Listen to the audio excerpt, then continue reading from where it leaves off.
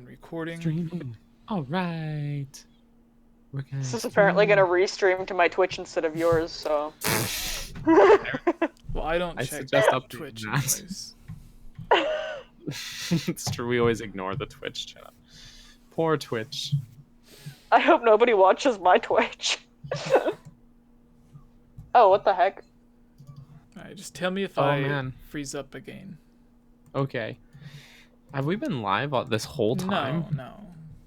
Okay. No, I mine just opened up refreshed. YouTube and then it was going already, so I was a little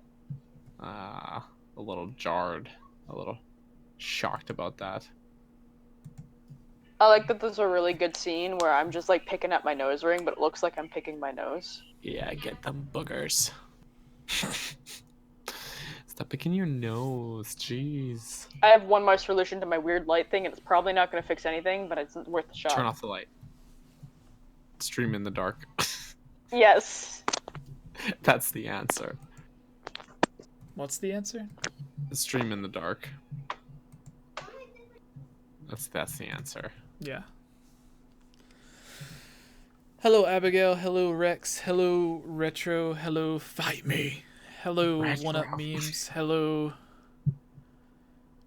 That's you. SHG Films. Hello, Justin. That's me. Yeah. Hello, Fanboy. Oh, I feel like this is much better. Is this much better? Yeah. Oh, This is yes, much it better, is. right? It is so much better. Whew. Very good. So everything's working, right? I think so. You're not flashing green anymore. All right. So, yeah. I think we're good. Episode 78. Holy cow, is it really 78? I think so. Wow, what are we going to do for episode 100? What are we going to do for episode 100? I don't know. That'd be around E3 Maybe- time. Wouldn't it? Holy, No. I guess. That would be like way later. I don't Yeah, know. it'd be after that. Because It'd be after we that. need like 22 more weeks. Yeah, we don't have that. Yeah. We don't have that many weeks.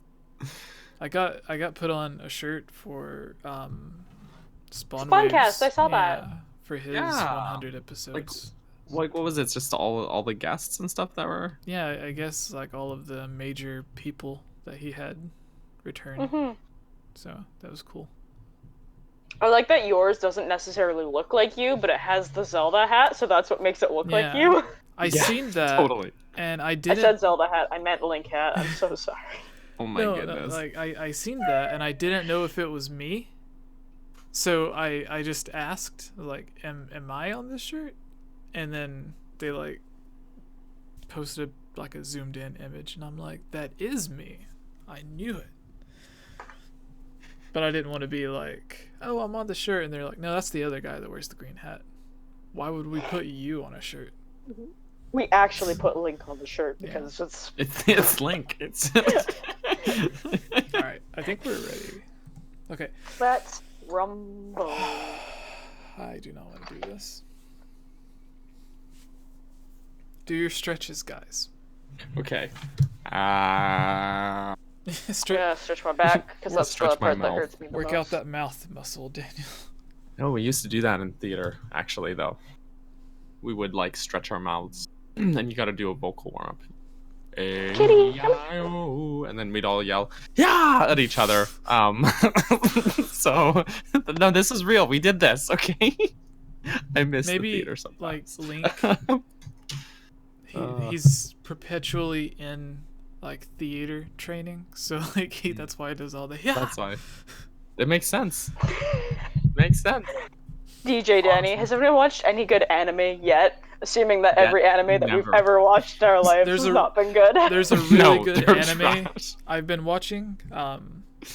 It's kind of canceled now, but they're making a movie, or they want to make a movie soon. But there's a really cool anime called Community. You can watch it on Hulu. That's not an anime. You can also watch it on Netflix if you're a regular human that watches things. Or you could buy the DVD box set, I guess? Mm-mm. Don't do that. No. Or you know how I watched it back when actually this was like season 2 just came out So and it wasn't on Netflix. we're doing Friends with Friends. So I was I pirated it. I'm sorry. Don't hate me. I'm shook. Please don't hate me. Absolutely. for the shook. people that like Dragon Ball, it's apparently coming back in July with new episodes. So that'll be will? interesting. Yeah. Retro says Cory in the House is the best anime. I don't know Agreed. where that originated from, but the original McIntyre used to make that joke all the time. About Cory in the House? Yeah. Like the OG McIntyre. Yeah, the Andy, OG Mac. He does like crazy news videos now. Have you Yeah. seen the Night Owl thing? I think that's what it's called. It's really neat. It's a very big, very extensive animation. It almost looks hand drawn animation. Is quite kind of what it strikes me as. A lot of it. Yeah. It's good stuff. Oh, He's a I very tried to talented pick guy. up the cat and she yelled at me, so that was something. Oh, Cats I do didn't We hear that. her start the yelling. podcast. Yeah. All right. All right, Daniel. No, okay. Hello, everyone, and welcome to the Hylian Gamescast episode 78. Today we have our usual co-hosts, Daniel, Chiblima, Hello. and myself. Today we're going to be Wait, who's talking. that? What? Myself? Yeah, who's that? Yeah, who are you? Who are you? I have yet to find who I truly am. You need So, to go on a pilgrimage. I do. On I a need spiritual journey. I need to go to the Himalaya mountains and just like not to the peak, but like somewhere around the middle. Yeah, you'll find like a monastery Yeah. there. Yeah. All right. So So today we're going to be talking about a rumored Zelda remakes because everyone is posting whatever about the Oracle games being remade next. We're going to be talking about something that sort of a follow-up to a video that Daniel and I made a long time ago about Grezzo hiring people to work on a game, and it uses the word legend in the hiring thing for the yeah. applications. And something that I feel like I skipped over is that it was for Unreal Engine. They're hiring people who are good with Unreal Engine 4, which would mean Grezzo, for the first time ever, is working on a Switch game. Now, just because it's Unreal Engine 4 doesn't mean it's going to be like super realistic or anything. For all we know, the game could be Link's Awakening that we've seen. Like, Nintendo could have just had Grezzo remake that, and they used Unreal Engine to make it, because you can use Unreal Engine to make a game that looks like a crappy cartoon, or you can use it to make something that looks photorealistic. Yeah. And then some really bizarre news that I found on accident was a interview with Miyamoto where he mentions if there was a Zelda movie, he would not want a famous actor to play Link, but a female cosplayer who is used to already dressing up and being comfortable as Link. So I thought that was really interesting. That is very That is cool. I neat. like that. Yeah. hmm And then, yeah, I guess after that, we're just going to be answering your questions and talking about my dad. Your dad's playing Link? What? That's it. What? My dad. No, who split the Joe, I guess? My Yeah, dad split the Joe. What is split the Joe slang for, guys?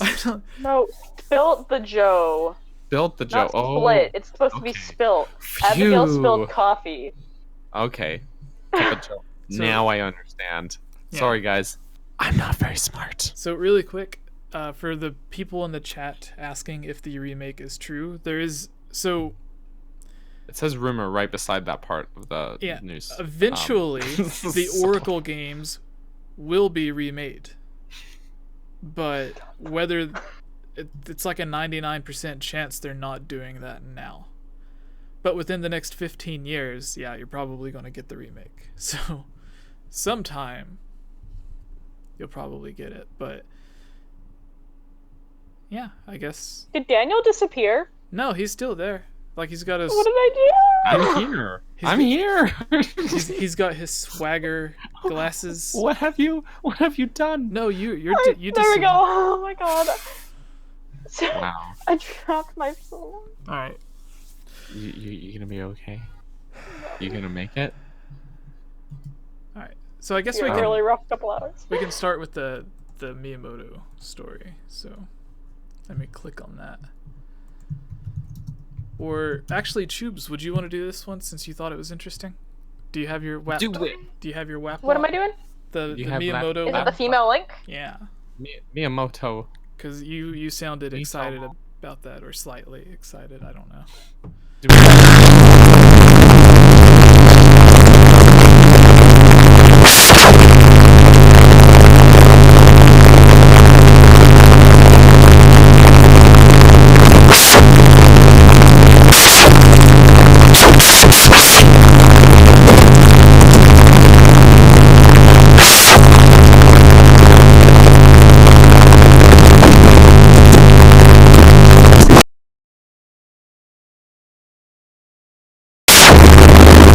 Going Jesse, what's happening?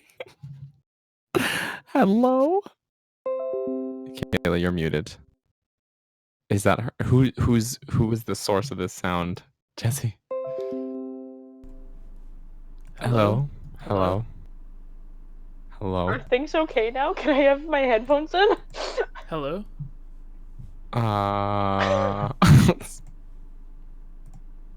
Was that Jesse? Hello. Jesse, Hello. can you hear us? Can you hear me? Yes. Who was that? What happened? What was that?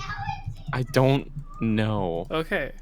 All right. So, anyways, Tubes, start us out. Is there a news for Okay. this? Do we have an article Yeah, for yeah. it? It's Yeah, linked. yeah, we do. Oh, it's linked where? It's, In the Nintendo it's- news section. Yeah, it's the number 1. It's blue. It's above the red text. Oh, I found it. It's above Daniel's a blarg. Sorry, guys, I can't read it right. Daniel, Anyways, are you a blognar? No, that's like the worst enemy in Yoshi games. Okay. All right, Tubes. All right. okay. All Okay. right. So. Okay. Hello, everyone, and welcome to Hylian Gamescast, episode 78. I am Chublima, and today we're going to be discussing some exciting news. This comes from, I'm looking off to the side because I have a terrible setup right now. My laptop is over here. This comes from Game Zone. Let me scroll. The Game Zone. Game Zone. Let me bring this over here. I feel like I'm looking very far away. Okay. Okay. So, longtime Zelda developer would like female actress for Link in live-action Zelda TV show. When casting roles for TV shows and films, a lot has to be considered, especially the show/film, or if the show. Yep. If the show/film is based on something that already exists, like a video game or book. That being said, if The Legend of Zelda was made into a TV show, who would play Link? If it was left up to Miyamoto, the creator of Legend of Zelda, Mario, and more, it would have been someone entirely new and quite possibly even someone who enjoys cosplaying as Link already. With Japanese TV drama and film, they always use the same actor, so I actually think we should have someone completely new, says Miyamoto. This is something I never imagined because Link is very different to how a Japanese person looks. At the Japanese expo I attended, there were so many people in cosplay who looked very good. They would be good. Tezuka, the man who helped Miyamoto create a number of best-selling games like Legend of Zelda and Super Mario Bros., believes that a female could play Link. This is just personally, it would be very fun and awesome if Link was played by a female actress, a boyish female actress. Historically, live-action adaptations of Peter Pan have typically featured a female actress playing the role of Peter Pan. Taking Link's design and stature into account, it's hard to say what would be best. Imagining Link played by a masculine male could feel weird, and a slighter framed male might work, but then Link's face might still be too masculine. An androgynous actor would be best, whether it is an actor or actress. Neat. I Ooh. like that this headline refers to Miyamoto as longtime Zelda developer, and not like the guy who literally created the series. Like, Yeah, oh yeah, like- he's just a longtime developer, you know. He's worked on a few. Yeah, he's been there for a while, you know. Yeah. Right now he has what I believe is a completely fictional, made up job title, where he Was it like creative fellow. creative? Yeah, that sounds right. Yeah, and I'm like that doesn't sound like something like he's the second highest up at Nintendo or something like that, but he's the creative fellow. They just gave him his own job title because they're like, well, because like as far as development goes, I remember reading in an interview he's not like very in the finer details of the games, but he like kind of oversees everything and like everything needs his like approval basically, which is very hard to get apparently. There was an interview where one of the like head guys of the Splatoon dev team straight up said like, I've never been praised by Mr. Miyamoto. Oh my gosh, that's so funny. Which is very funny, but yeah, anyways, it's yeah, I mean obviously they can't like, you know, if he's just sort of an overseer, they have to give him a role, but like he's not like an executive or a business guy. He is a creative fellow, so it makes sense. Yeah, I wonder if that's like, because I know sometimes literal translations from Japan to English, like you have to translate it to make it something literal, like what it literally translates to, and then you have to match what it translates to an actual English phrase or whatever. So a localization, you might say. Yeah. Oh. Which I a long time ago, before we had the podcast, I interviewed someone, Mike Drucker, who worked on a bunch of games like Skyward Sword. The biggest thing he probably did was give Groose the name Groose. He was the one that thought of that, so the Groose is Loose meme is all thanks to him. So anyways, he mentioned whenever you would be walking down the hallway or like just entering the building or something, and Reggie or someone really important was there, like the whole like I don't know, he mentioned like you could feel their presence in the room, and everyone in the room was like, they would just act like 100% professional, because it's, you know, you don't want to make a bad impression if you make one at all.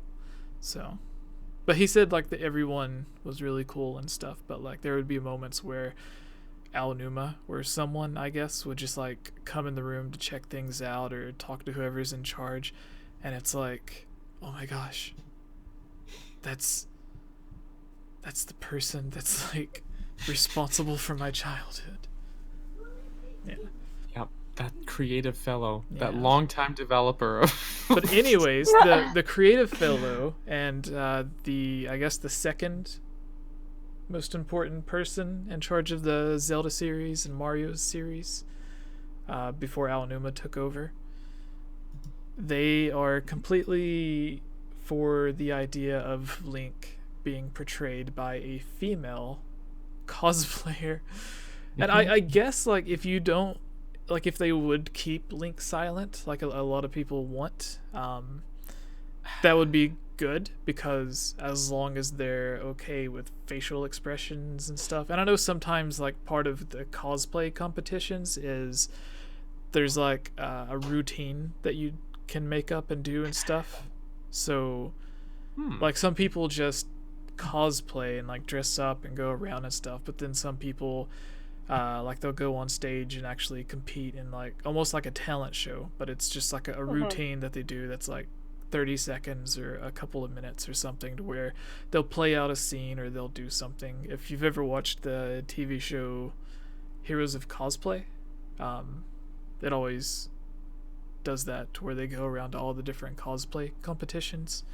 And so if it's someone that does that, to where they're already like acting on stage and in their costume and stuff, then I could see them like picking someone who isn't or hasn't ever really been an actor or an actress, just getting a female that kind of looks like they could be a girl or a guy, which is sort of how they've been making Link since Twilight Princess, because they tried to make him look the most mature and masculine in that game.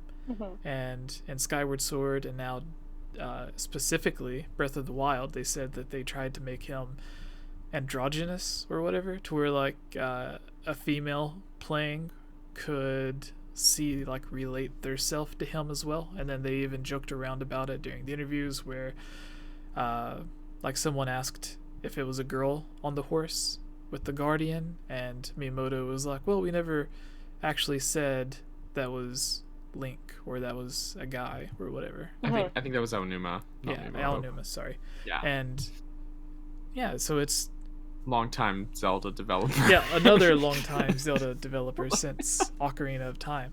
But yeah, like they've been trying to make, obviously they want to keep him a male, but they want to make him to where it's like almost like anime characters, to where like you're playing Final Fantasy and you're just like, I don't know if that's a guy or a girl.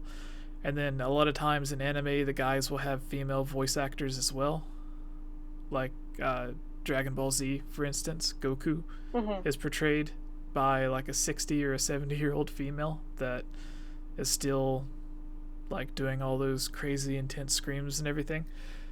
And I don't know, like for me specifically, I remember seeing the trailers when it first released for Final Fantasy 11. It was the one after 10 on the PlayStation 2 that wasn't the MMO. So I think it was 12, Final Fantasy 12. But the trailer for it, all of the guys, I was like, I don't know if those are guys or if those are girls. I don't know what's going on. Like, they all look really good. So, I don't know. But, yeah, like they all just looked like attractive, pretty female anime people. So I was just like, I don't know what's going on here. And apparently that's what they want to do with Link. And if there is a live action TV show or movie like they were talking about, I could see them going that way. But if it was left in charge of like a normal director or whatever, I would see them like just getting a male to play as Link and not a female. But apparently if it was left in charge of the creators of the game, it would be a female. I don't know. I would like to see it just to see how it would be, like, because it could be really good or it could be really bad, and either way I would love to see it.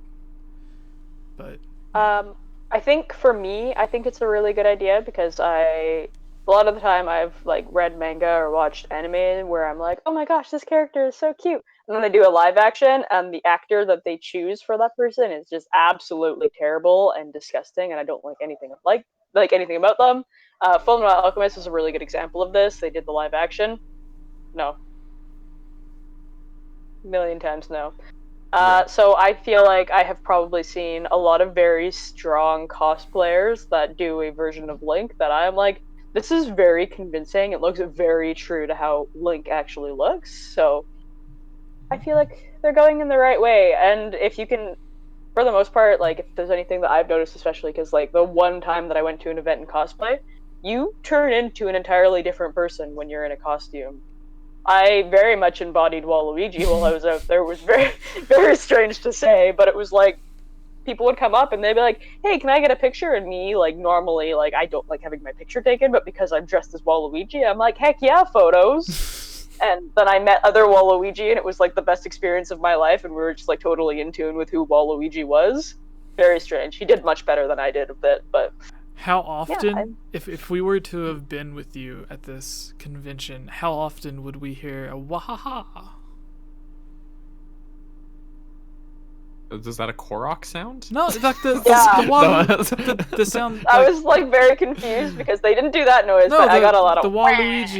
Yeah, like the wah. Yeah, wah. I Yeah. did do a Korok sound, didn't I? The ha You ha. You did. Okay. No, I got like I remember we were like making our way over to the Nintendo photo shoot, and it was just basically a big wah train because we were all like wah Nice. the entire way. It was so funny. Love it. Yeah. So, what are your thoughts, Daniel? Do you remember I guess- Orion's portrayal of Link? He was good. I really liked Like- that one. He also he stayed silent. He did not say a word. He didn't say a word, but He- then it fits, Yeah. honestly. Navi I do spoke. feel like if you were gonna make like a full Zelda movie, Link's gotta talk. But either like I just feel like you gotta go one way or the other with it, where it's like if you can make movies with no dialogue, and it can work. Like, and Nintendo's dabbled with it. If you watch like the Pikmin shorts, for example, there's no dialogue in those, and they tell very good stories which are very engaging and entertaining, but nobody talks, and they run with that idea. If just one character doesn't talk, it just feels janky, and Yeah. I don't like it. But I do like the idea of going with a cosplayer for it, male or female, just because I love the idea of giving someone who is like a self-made person that's put in a lot of effort for this kind of thing to gain a following or something, and like the idea of giving the little guy the spotlight rather than hiring a ultra famous actor for it. I love that. I love that idea. Tom Cruise is out. Tom Cruise is out. Okay. He's definitely out. So what if it was he's not completely silent the entire thing, but for the past couple of days I've been rewatching the Kevin Smith movies because they are filming the new Silent Bob. Yeah. That's like his, No, that's his so thing. so he's silent through the whole thing and just communicates with expressions, but when he does speak, it's like really important to the plot or whatever. So yeah, he has like the like 3 important lines, Yeah. and then but Jay talks enough for both of them. Yeah. Well, like I'm thinking it could be something like that. So like he doesn't speak until it's like maybe an important character dies or something, or like I don't know. There's like Hylian soldiers or Gorons or whatever, and like they're scared or something, and like they're not wanting to go battle. So then Link stands up and like walks to the front and gives a speech on why they need to like have courage to go in and fight or whatever. Courage. But the thing is, like with Silent Bob, it's also partially like played for laughs, right? Like these are comedies. So you can have something kind of janky and absurd, and it doesn't feel out of place because it's a comedy. Or if it is out of place, it's funny because it's a comedy, you know? I just realized in the Jay and Silent Bob canon, he is a Jedi. Like, canon-wise, like, no, because in the movies, like, so at the end of Clerks, I think the first Clerks, like he's trying to do stuff but he can't, and like Jay like smacks him, tells him to stop or whatever.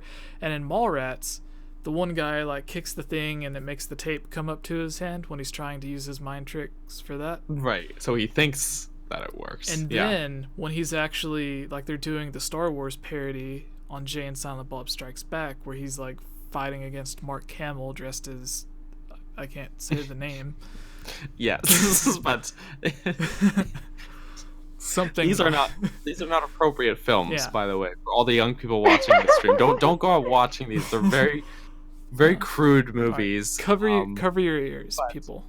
Okay, so if you're like a youngin, if you're not old enough to watch these R-rated movies that we're talking about. Yeah. So it basically, when it gets close to the end, they're doing a Star Wars parody, and they have the guy who played Luke Skywalker, Mark Hamill, being the bad guy in the parody. So like they're all fighting with the lightsabers and stuff, but I guess they're more like bong sabers. They're like big, yeah. Like the energy comes from the top of the bong or whatever, and Mark Hamill, who at one point was probably the most famous and loved actor in the world, like right after the original trilogy released, is now doing a parody of Star Wars. Yeah. Where he portrays Cockknocker. Yep. And Amazing. It's In the very funny. in the fight, Silent Bob reaches his hand out and he makes one of the lightsabers come to him. And then in the other movies, like there's little stuff that he does to where like he'll make things move or happen. And I'm like, every single time it happened before, I was just like, oh well, it's a coincidence or something. But now I'm like, are they like? Is he really like in canon? Yeah, in canon, does he really have powers? Kayla, don't look behind you. There's a ghost. There's a ghost. There's a ghost. Whatever you do, Blink. don't look at it. Blink twice if you I can want see us in the to reflection send the ghost is taking a picture of you. Yeah. Oh, He's ghost. kidnapping your dog. Kayla. The ghost took your puppy. Ghost stole Stop. your dog. Stop. You did nothing. You just let him. Oh man, I was watching a bunch of ghost stories earlier. It was spooky. For like 10 minutes, I was afraid to go take a shower because I thought if I closed the curtain, there would be a ghost on the other side. Okay, so no. because that was really funny. Yeah. That was hilarious. I was like, that is my stepmom's brother, and he's taking the dog out for a walk. Nice. Okay. Well. Sure. All right, I think we can go to the next story. Yeah. I think we should discuss this article a lot and didn't get sidetracked at all talking about Kevin Smith movies. No. That was probably Friends with the friends. that was the only time in the history of me streaming that someone has said, "Kayla, there's someone behind you," and you guys were actually right. Yeah. All right. So for the past couple of weeks, we've been reading bad reviews and stuff. So this next segment coming up, they're not necessarily bad reviews because I couldn't, like, the internet didn't, like, I don't really think it was a big thing back at this time. Like, you probably have to be rich to have access to the internet, and there wasn't many gaming sites and stuff. And we don't have, like, old gaming magazines from the early 90s to research these reviews. So we're just doing retro reviews, I guess you could call them, from IGN and GameSpot, where they give their thoughts on Link's Awakening. So, because... But these are we supposed to read? Yeah, I'm gonna... Is that what we I'm gonna read through it. Because there's like no really bad reviews for Link's Awakening. No. Because No. at Even the though time, there's some like... genuine criticisms of it, to be honest, but... Yeah, like, trolls Just the weren't... controls. Yeah, the trolls weren't a big thing back then, like internet trolls, to where they're like, oh, this game sucks, it's black and white, blah, blah, blah. And it's like, well, it's on the Game Boy, of course it's going to be black and white. The screen's so small. Yeah, so there's going to be none of that. It doesn't run in 4K at 60 frames per second, Yeah. Jesse. So It's garbage. we originally just, we like, I like looking up reviews from the time to see what people's thoughts on the game was when it released. That way, like, you can kind of time travel to get someone's opinion. Because if you watch a review now, it's someone who's, like, used to PlayStation 4 and, like, high-end PC gaming and stuff, and then they're reviewing, like, a 20-year-old Zelda game. So with this, I like to just, like, go back to the time when it released and their thoughts on it back then. And these were the two closest that I could get. On the other ones, we tried going back and just reading the bad reviews, because all of the good reviews were just like 10 out of 10, good game, good graphics, good music. Yeah. So anyways, let's start. Hello everyone, Okay. I am Jesse, or Game Over Jesse. Here with us is Daniel and Chibalima. Today we're going to be doing a look back at some retro reviews from IGN and GameSpot about The Legend of Zelda: Link's Awakening. For the past few weeks, we've been going back and looking at reviews from the different Zelda games to kind of get in the mind of the people who were actually playing the games at the time that they released.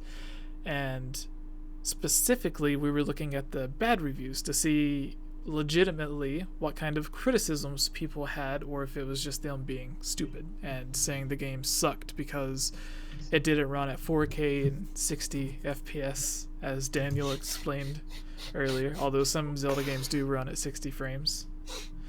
I think A Link Between Worlds. Wake from 1993. No, not this one. But yeah. So, anyways, these are legitimate reviews, and hopefully this will help give you guys an idea of what to expect from the remake, because I know a lot of people would like to play the original, but they don't really want to put time into an 8-bit game from like designed for the Game Boy, where you'd have to like pause the game every time you want to go to a different item or a weapon, because I think both your sword and shield count as an item slot, and you only have 2 item slots. Yep. So Big oof. But a good thing in the remake, your sword and shield are automatic, because there was a spot to where like Link was jumping, so he was using the Rock's feather. the rock feather.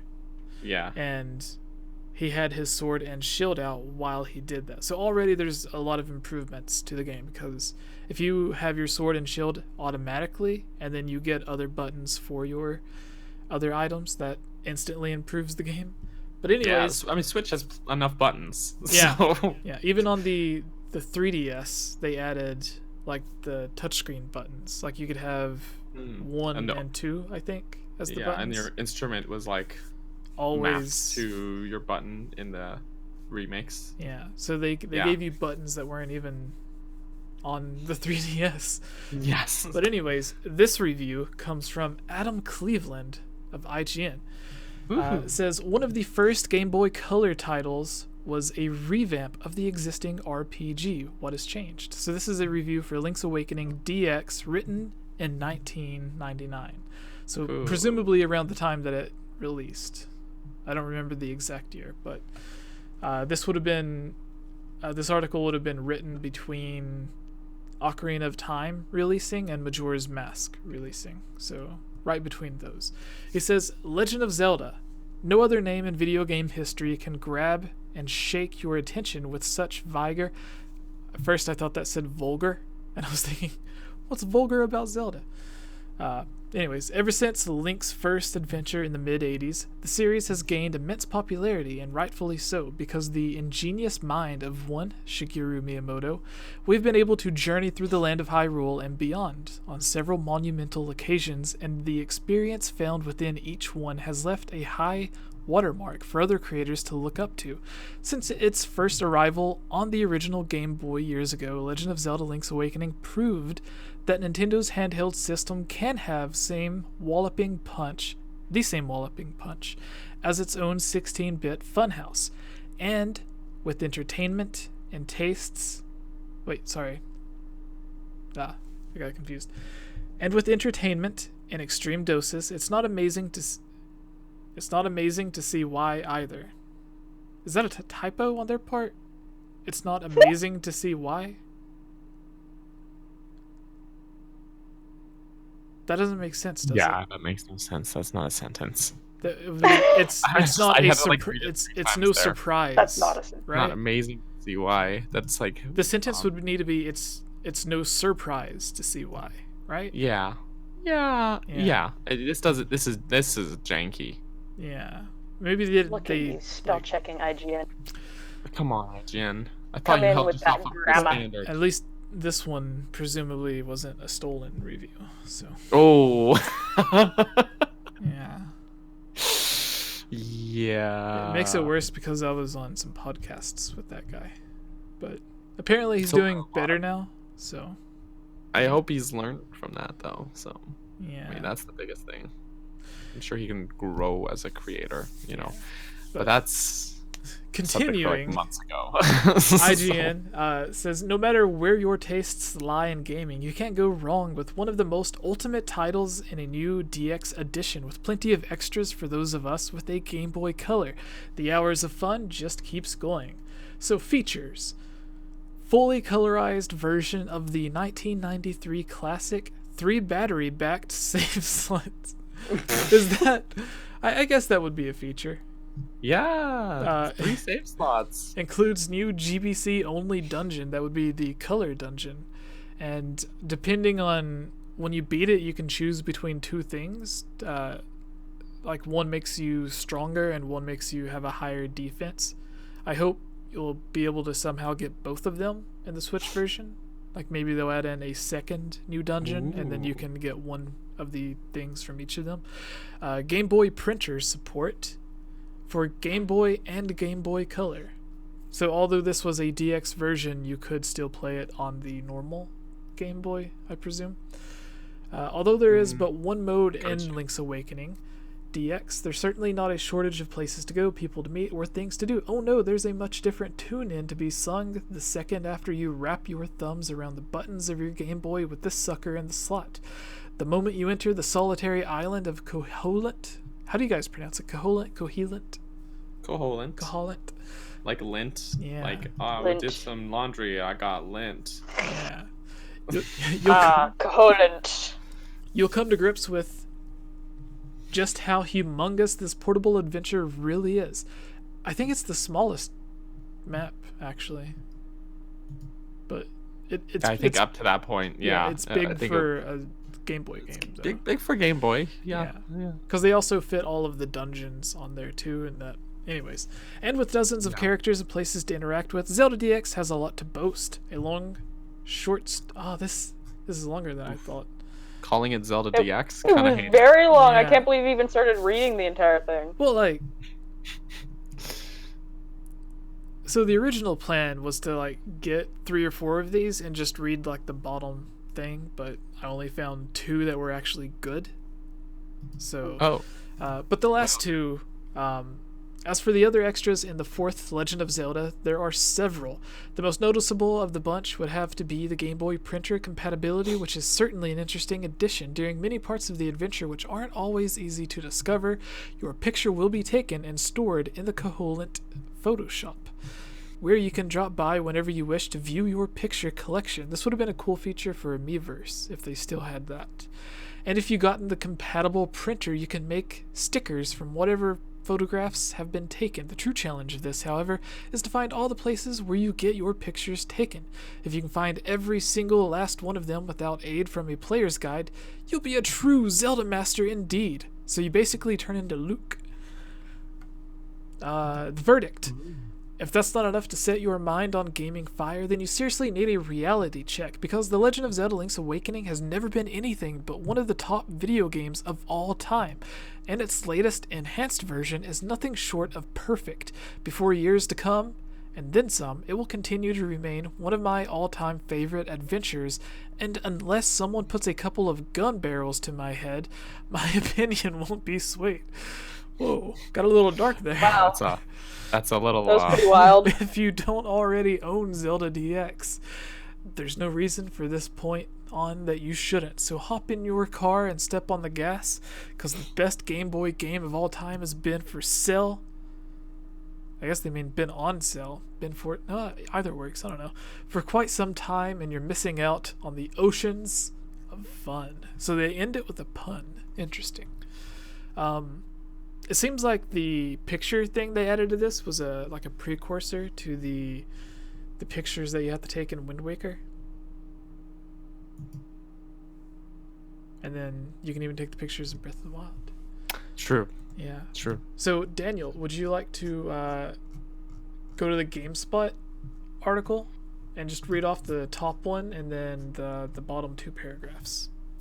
Oh, sure. That way you can just get a summary. Yeah. Get just the gist of it. Okay. Because the middle's just going to be talking about the new features, which we already covered. So. Yeah. So. Okay. Well, GameSpot's article reads, "We can't urge you enough to play this game."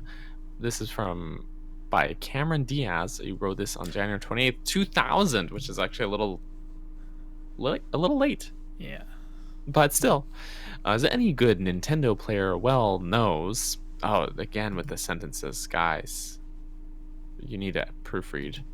As any good Nintendo player well knows, Shigeru Miyamoto's The Legend of Zelda series has been going strong for more than 15 years. over a wide variety of platforms. Young hero Link's magical adventures began on the humble NES before spawning sequels and spin-offs on the Super Nintendo, Nintendo 64, and Philips CDI. Why'd you gotta bring that up? In 1994, The Legend of Zelda Link's Awakening graced the blurry monochromatic screens of the Game Boy around the... Oh, man, it was 1993, man. There's a couple... Hang on a second. He said 15 years. The first Zelda came out in 1986. Am I wrong about that? If this... He says over 15 years, but if the first Zelda came out in 1986, and this was written in the year 2000, that's only 14 years. So... He's a time traveler. Oh, that makes sense. Okay. So that makes sense. And also Link's Awakening came out in 1993, didn't it? And he says 1994. I don't know. Maybe I'm wrong. I'm He's not from the an journalist. alternate reality where it was delayed. Zelda 1 came out sooner and Link's Awakening came out later. Anyways, I'm not the journalist, I guess. The Zelda Legend of Zelda Link's Awakening graced the blurry monochromatic screens of Game Boys across the globe. Many claim that it was indeed better than the 16-bit SNES game. I don't agree with that, actually. But that it chronologically followed, although navigating mazes where all the rooms looked similar and staring at that infernal screen for hours on end turned many would-be fans off. Nintendo has wisely used the launch of the next generation, well, sort of, Game Boy Color, to give the old game a fresh look and a fresh audience. And then he talks about, a recap of the game. And just skip down. Speaking of items, plan on spending a good amount of their playtime in the item selection menu. Pressing start opens it up, and the menu lets you assign 2 usable items to the A and B buttons, while N64 players who have been spoiled, it should be, by the multiple assignments they can have with the larger joypads will squirm at the thought of changing items frequently. However, it's a system that works well within the host machine's constraints. Blah, blah, blah, blah, blah. Speaking of colors, the ones in Zelda DX can't fail to impress. Each area has its own mood-setting color scheme that makes remembering your location far easier than its monochrome predecessor allowed. Characters sport their own individually hued colors, and buildings and objects have been carefully painted. The overall effects makes the game highly reminiscent of the SNES installment of the series, which of course is no bad thing. Oh, and before we forget, owners of the Game Boy printer get a photo scrapbook of Link's adventure that you can copy. It's pretty cool when an accessory that costs as much as the machine you bought it for is actually supported. The beauty of Zelda is that it makes the scary world of console RPGs easily accessible for anyone, blending action, adventure, and good old-fashioned gameplay into one seamless package. It's definitely one of the best Game Boy games ever, and it looks better than ever. We can't urge you enough to play this game. He doesn't actually give it a score, though, but that's a nice review. So there's a few little issues, but 2 things. When you mentioned, pleasant. or he mentioned, that some people would get tired of it or something like that. Was he talking about A Link to the Past, like people getting tired of that, or getting tired of this? Because it went from talking about A Link to the Past and then to saying that people... hang on. Oh, no, I think he's talking about the original version of the game. Because this is a review of the DX version, right? So he says, navigating mazes where all the rooms look similar and staring at that infernal screen for hours on end turned many would-be fans off. Nintendo wisely used the launch of the next generation Game Boy Color to give the old game a fresh look. Okay, yeah. So, yeah. The only other thing, he says giving console RPGs easily accessible. I remember... It's not an RPG. Yeah, it has RPG elements, but it's not an RPG. But I remember there was one of my old friends from like the 6th or 7th grade. I had traded my deck of Yu-Gi-Oh cards for a Game Boy that had... That's a good deal. I had Final Fantasy 2, I think, for it. So there were already like real RPGs on the Game Boy that were console RPGs because it was like an NES game ported over. Right. Makes sense. So I don't understand his thing. I don't know. Maybe he just means There's like in this- the world of Nintendo. Maybe. Like, Maybe. because Nintendo never really had any RPGs until like Mario and Super Mario RPG, right? Yeah, Super Mario RPG. Yeah, that game I've played. I haven't played it actually. Neither. Maybe I should stream it. Actually, It has a really interesting look because every time I see it, I Yeah. think it's a Super Nintendo game. it is Super Mario Is. RPG. It is. A Yeah, Super Nintendo sorry. game. I was- it is. No, I meant like because it looks better than, I don't know, like my head wasn't clicking. It has like one of those FX chips in it to make it like look better than a normal Super Nintendo game. Yes. So Also, if your head's clicking, you should get that checked out. What? my head's clicking. Yeah, you said my head was Oh. clicking. If your head is clicking, you should get that checked out. I got a few Ah. loose wires. Oh no. In the chat, Abigail says, "Wow, he must really wanted those Yu-Gi-Oh cards." Right? the person you traded to. So I I Oh really my hope that goodness. person is like, I can't imagine being like wanting Yu-Gi-Oh cards so bad that I'd trade my Game Boy. I had some good cards. They must have been. They must have. Maybe he's snickering about it and he's like, I can't believe that guy traded these awesome cards for that stupid Game Boy. Like, I don't know. I don't know. so I don't know if they're totally unrelated, but I don't know if I told you guys about this. Growing up, there was this guy that I was in high school with, and he always played Pokemon on his DS. And then one day his DS Nice. broke, and he was really upset about it. And me, being the kind of person that has 2 of the original DS, I had a DSi and 3DS, and I have the new 2DS XL. I gave him my DSi because I was like, I already have a ton of these, and Pokemon is like basically your life, and it's all that gets you through the day, so please take this. It was a gift to me, please take this. That's really I cool.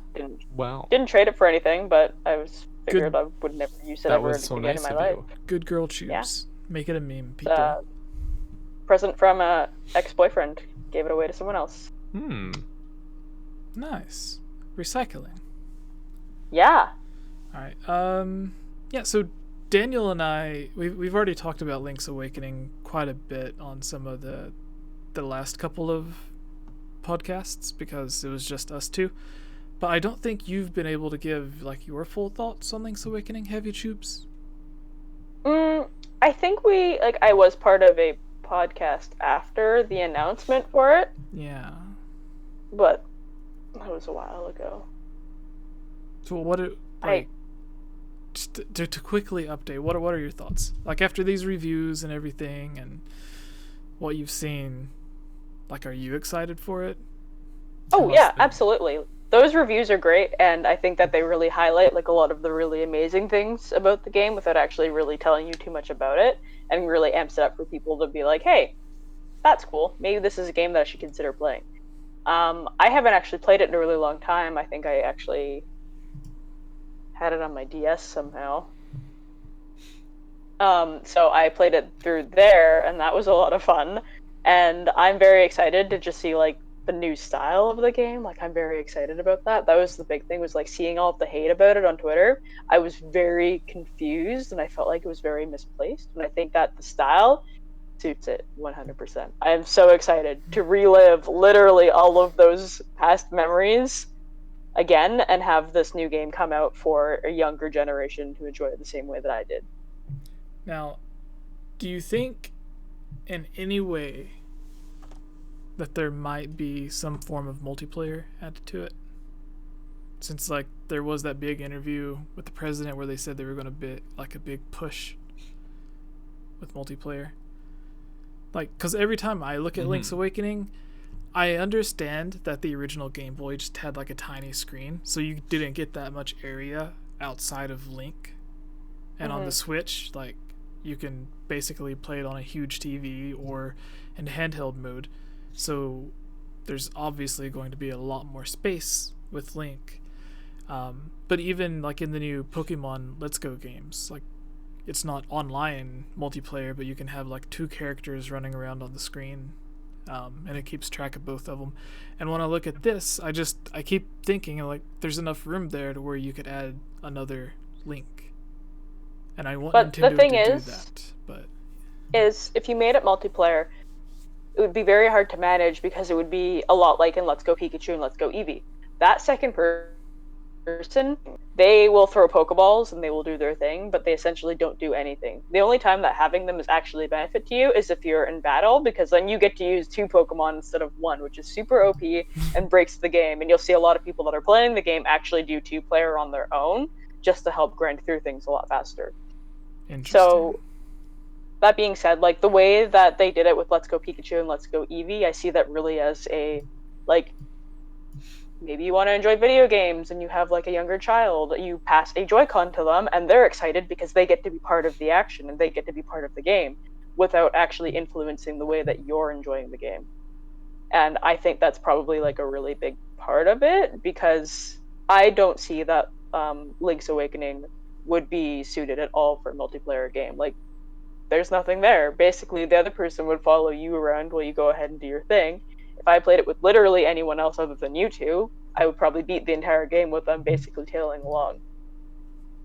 The only time that I've actually seen like a Zelda multiplayer like really work out, or even like any Nintendo multiplayer, was when we played Four Swords, and there are so many little puzzles to be played. So much fun. So many puzzles to play with friends, and I thought that was a really cool aspect of it, because a lot of those puzzles are designed to be playing with more than one person, and it makes it so much easier than you having to control the other people, right? Mm-hmm. So in that sense, like, I feel like Link's Awakening, like, in order for them to make it a multiplayer game, they would have to add a lot more to it. Mm-hmm. Yeah, the only multiplayer bits I can really think of adding into it would be like some weird form of leaderboards like they have in Mario Odyssey. But I mean, the experience that is Link's Awakening is so solely focused on the adventure at hand that I'm not sure how it would work otherwise. Yeah, I think like with like Mario, the best you way can just add Luigi and boom, it's multiplayer and it's fun.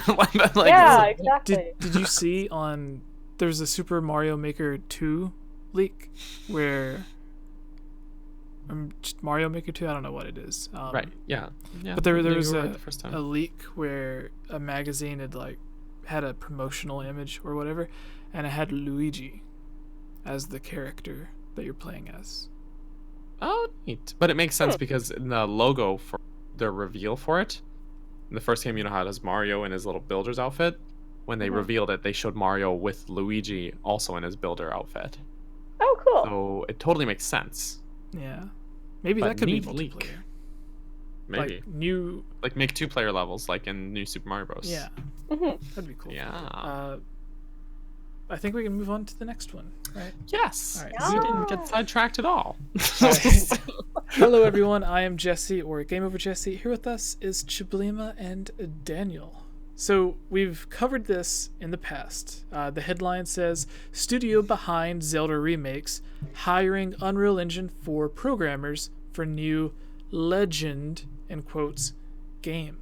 This comes from Game Informer, and they say, Grezzo, a Japanese video game developer best known in recent years for 3DS remakes of The Legend of Zelda Ocarina of Time and Majora's Mask, is recruiting for Unreal Engine 4 programmers.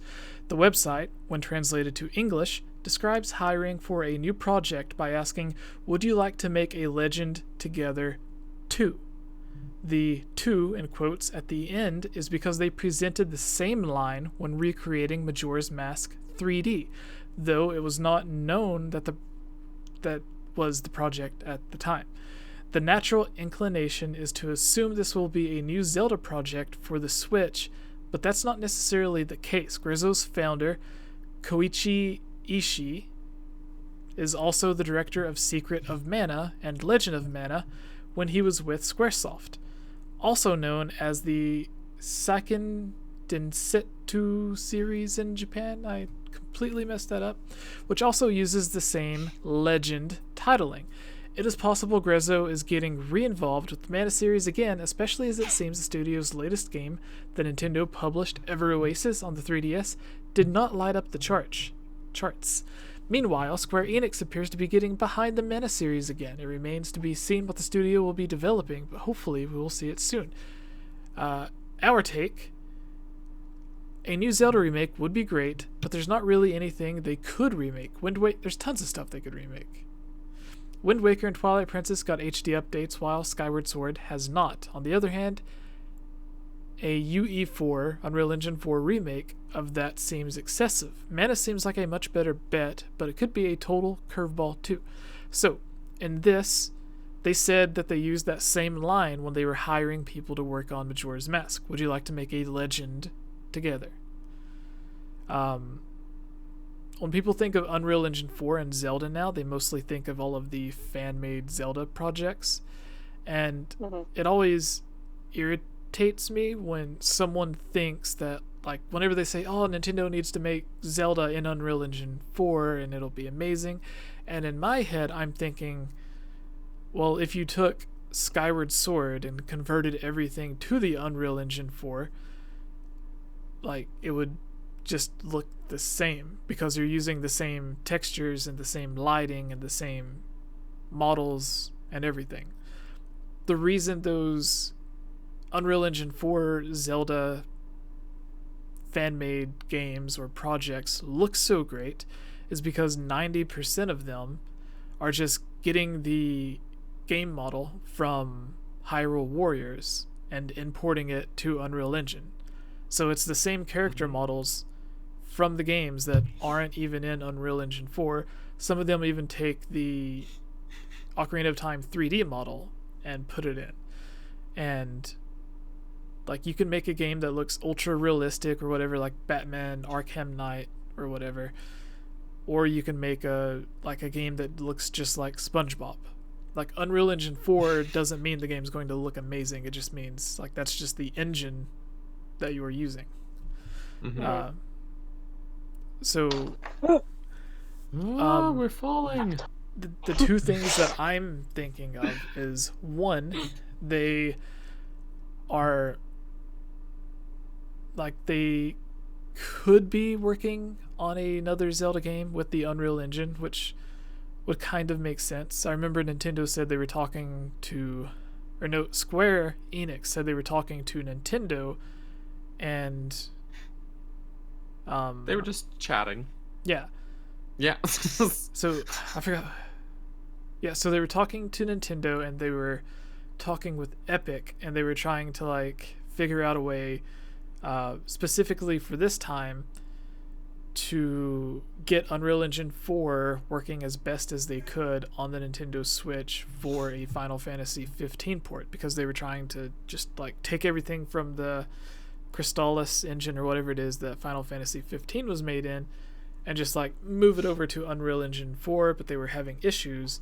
So they were talking to Nintendo's developers, they were talking to Epic, who made Unreal Engine 4, so they could all work together to get something going. So to me, that would make me think, well, if they're just converting the entire engine or the entire game to Unreal Engine instead of trying to get the engine itself to work on the Nintendo system, because that's what Sega did when they made Sonic Boom, because originally the Cry engine that they used couldn't work on the Wii U, so they had to make a custom version of it to work on the Wii U.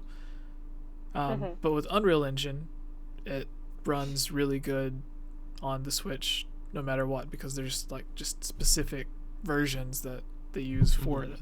But anyways, we don't know who has actually made Link's Awakening, and I could see Link's Awakening being revealed to be running in Unreal Engine and made by Grezzo. But I don't know if that would be a fact.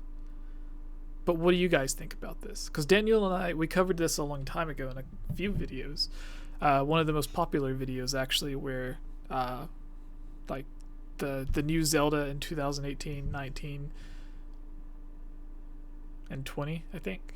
Yeah. Which we got like 2 or 3 things right from that. Like, we mentioned like from all of the hints and interviews, that Hyrule Warriors would likely come to the Switch. And then we mentioned like some sort of 2D Zelda game coming after. And it's like, yeah, it's like, yeah, like if you listen to interviews and pay attention, you can kind of predict what Nintendo's going to be doing. Kind of. Yeah. Kind of. But anyways, what are your guys' thoughts on this? Do you think it could be the Link's Awakening thing? Do you think it's the Secret of Mana thing or whatever? Because this would be their first Switch game that Grezzo has made, I think. So. Yeah, that's true.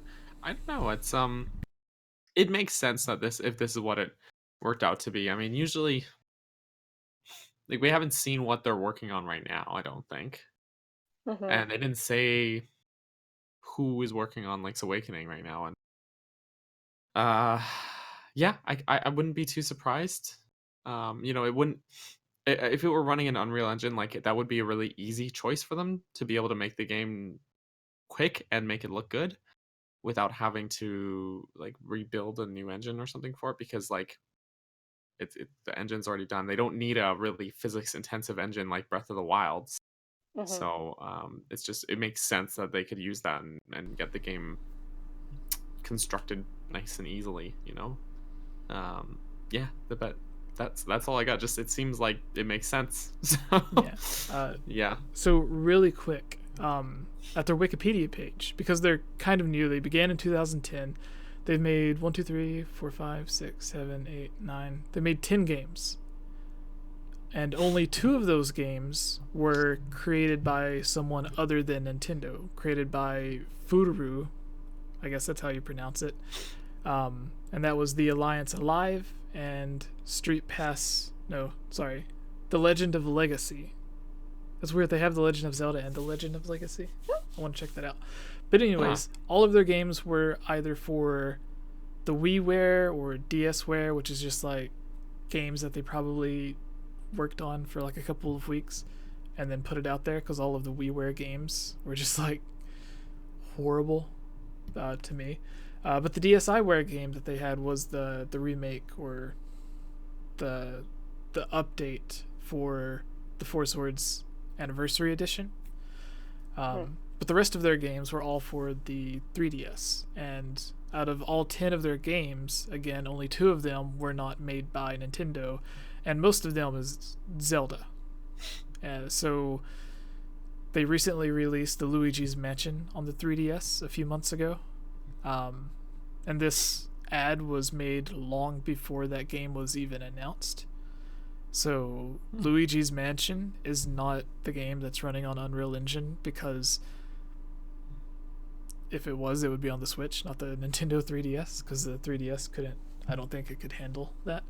But anyways, I don't see it like being a mana thing, because Square uses their own engines anyway for most of the time.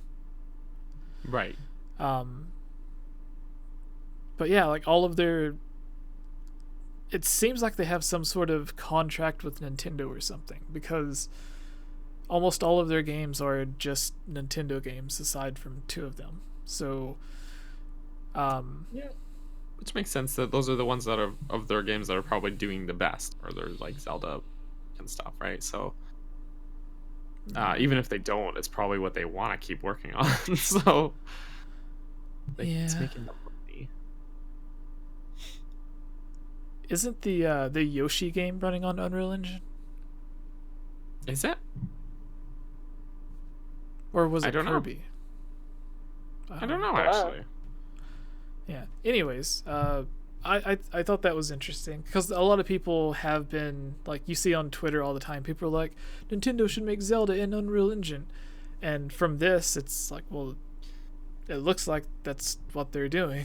But yeah, but I mean, like, that's the thing, is people assume Unreal Engine is gonna be what you see those fan mods do. Yeah, the Cryzen thing. Yeah, exactly. And it's like, that's not necessarily what Unreal Engine means. That's just the engine, not necessarily what the assets and the lighting are gonna always be. So yeah, but people just see that and they're like, that's also, I don't I don't want to knock them because they're very well put together, but I don't really like those mods all that much. It's just And there's don't hate me. what was it? So like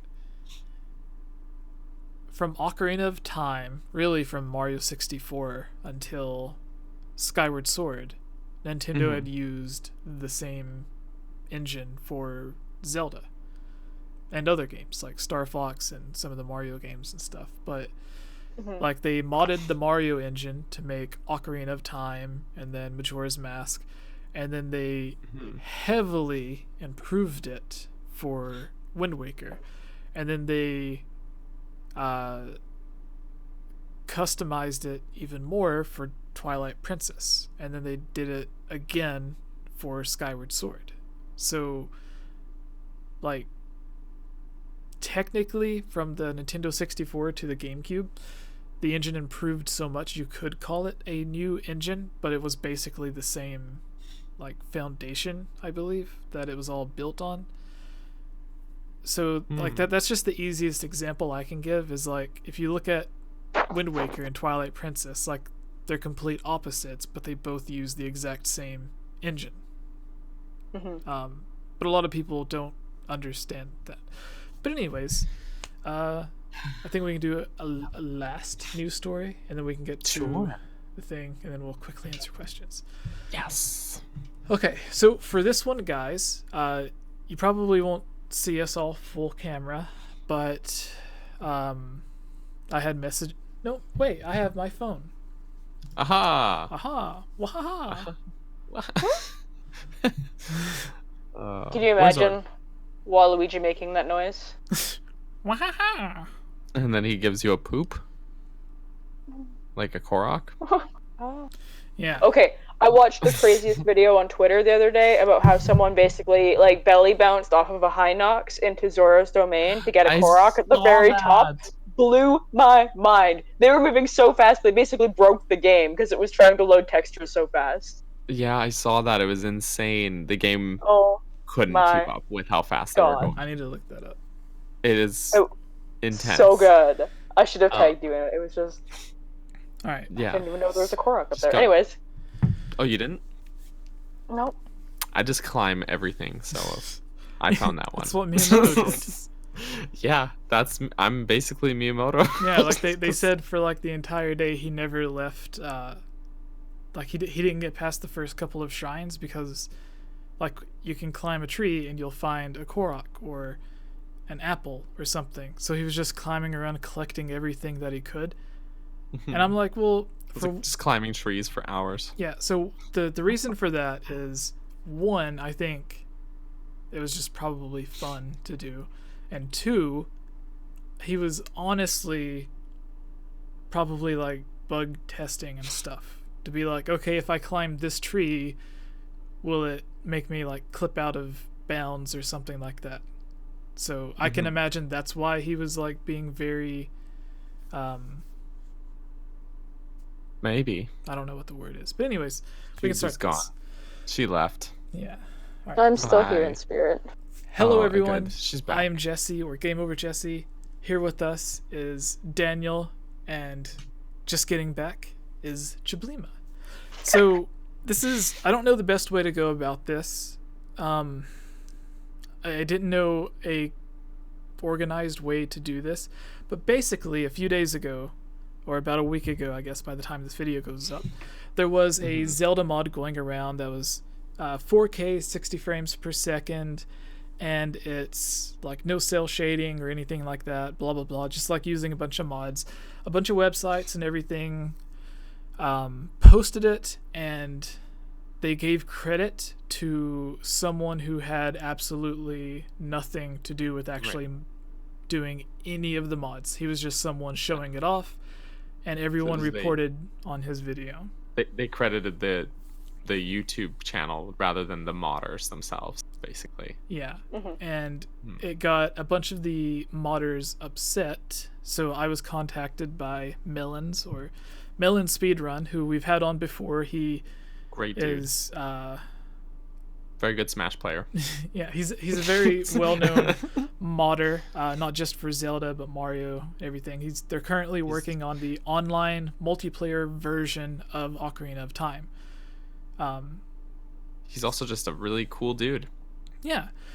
So he first messaged me. I'm just gonna read this in order. Again, he like sent quotes and stuff, so it would be just hard to get everything put together nicely. So this is basically what it is. He messages me, says, "Hey Jesse, may I talk to you for a minute? I have a subject I'd like to discuss." And then he sends an article from Nintendo Life talking about this. Check out Zelda Breath of the Wild running at 60 frames per second with no cell shading, blah blah blah. And he says basically this thing exploded, and well, all of those articles effed up really bad. He said the naughty word, but you guys know. No, he wrote exploitive deleted. ED. Yeah. So they are crediting a certain Arc Longstride, I guess is the person's name, for making the mods, even though Arc Longstride has never touched modding in his entire life. And I replied, as expected, by people who don't understand proper journalism, because a lot of people don't want to like do research to see like who did everything, but for fun, I'll read like 10-page long Iwata asks just to get new details. Those Iwata asks were great. Yeah, that's why. So we like quote a lot of interviews and stuff on this channel when a lot of people just go with like speculation or whatever. But anyways, he says basically this Arc Longstride didn't ever credit the proper people in his videos, and to be even more of a exploitive deleted, he made new videos after the multiple articles showcasing the mod, still no credits. He's even claiming he made it. So, because I know the two real people that made it, and basically the entire modding community is mad at that guy, I said, should we mention this on the next podcast to try and clear things up? He says yes. I asked him who made it. He says, mind if I send what you just said to the authors? They would answer better than I. I said sure. And then he gets back to me and says, he sends this quote from Scalefate, who I assume is one of the actual modders, saying, I wouldn't know what to say. I guess if I was to say anything, it would start with clearing up the misunderstandings involved. One, that no cell shading pack does not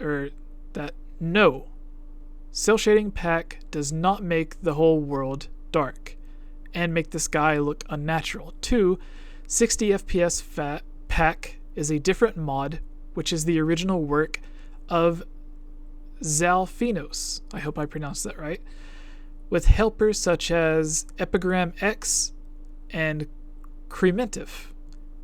And 3, Clarity Pack preset that he was using, which is the work of Jamie and the people involved in each preset. He sends another one saying, I have a presentation video that showcases the mod and additional fog removal mod. And then there's another one saying, also here's proof that he's taking all the credits for himself. So in this he says, hey D Dave, I'm the modder that made the videos. If you need any advice on how to replicate this, let me know, mate. I can confirm that playing this adds a ton of the overall experience.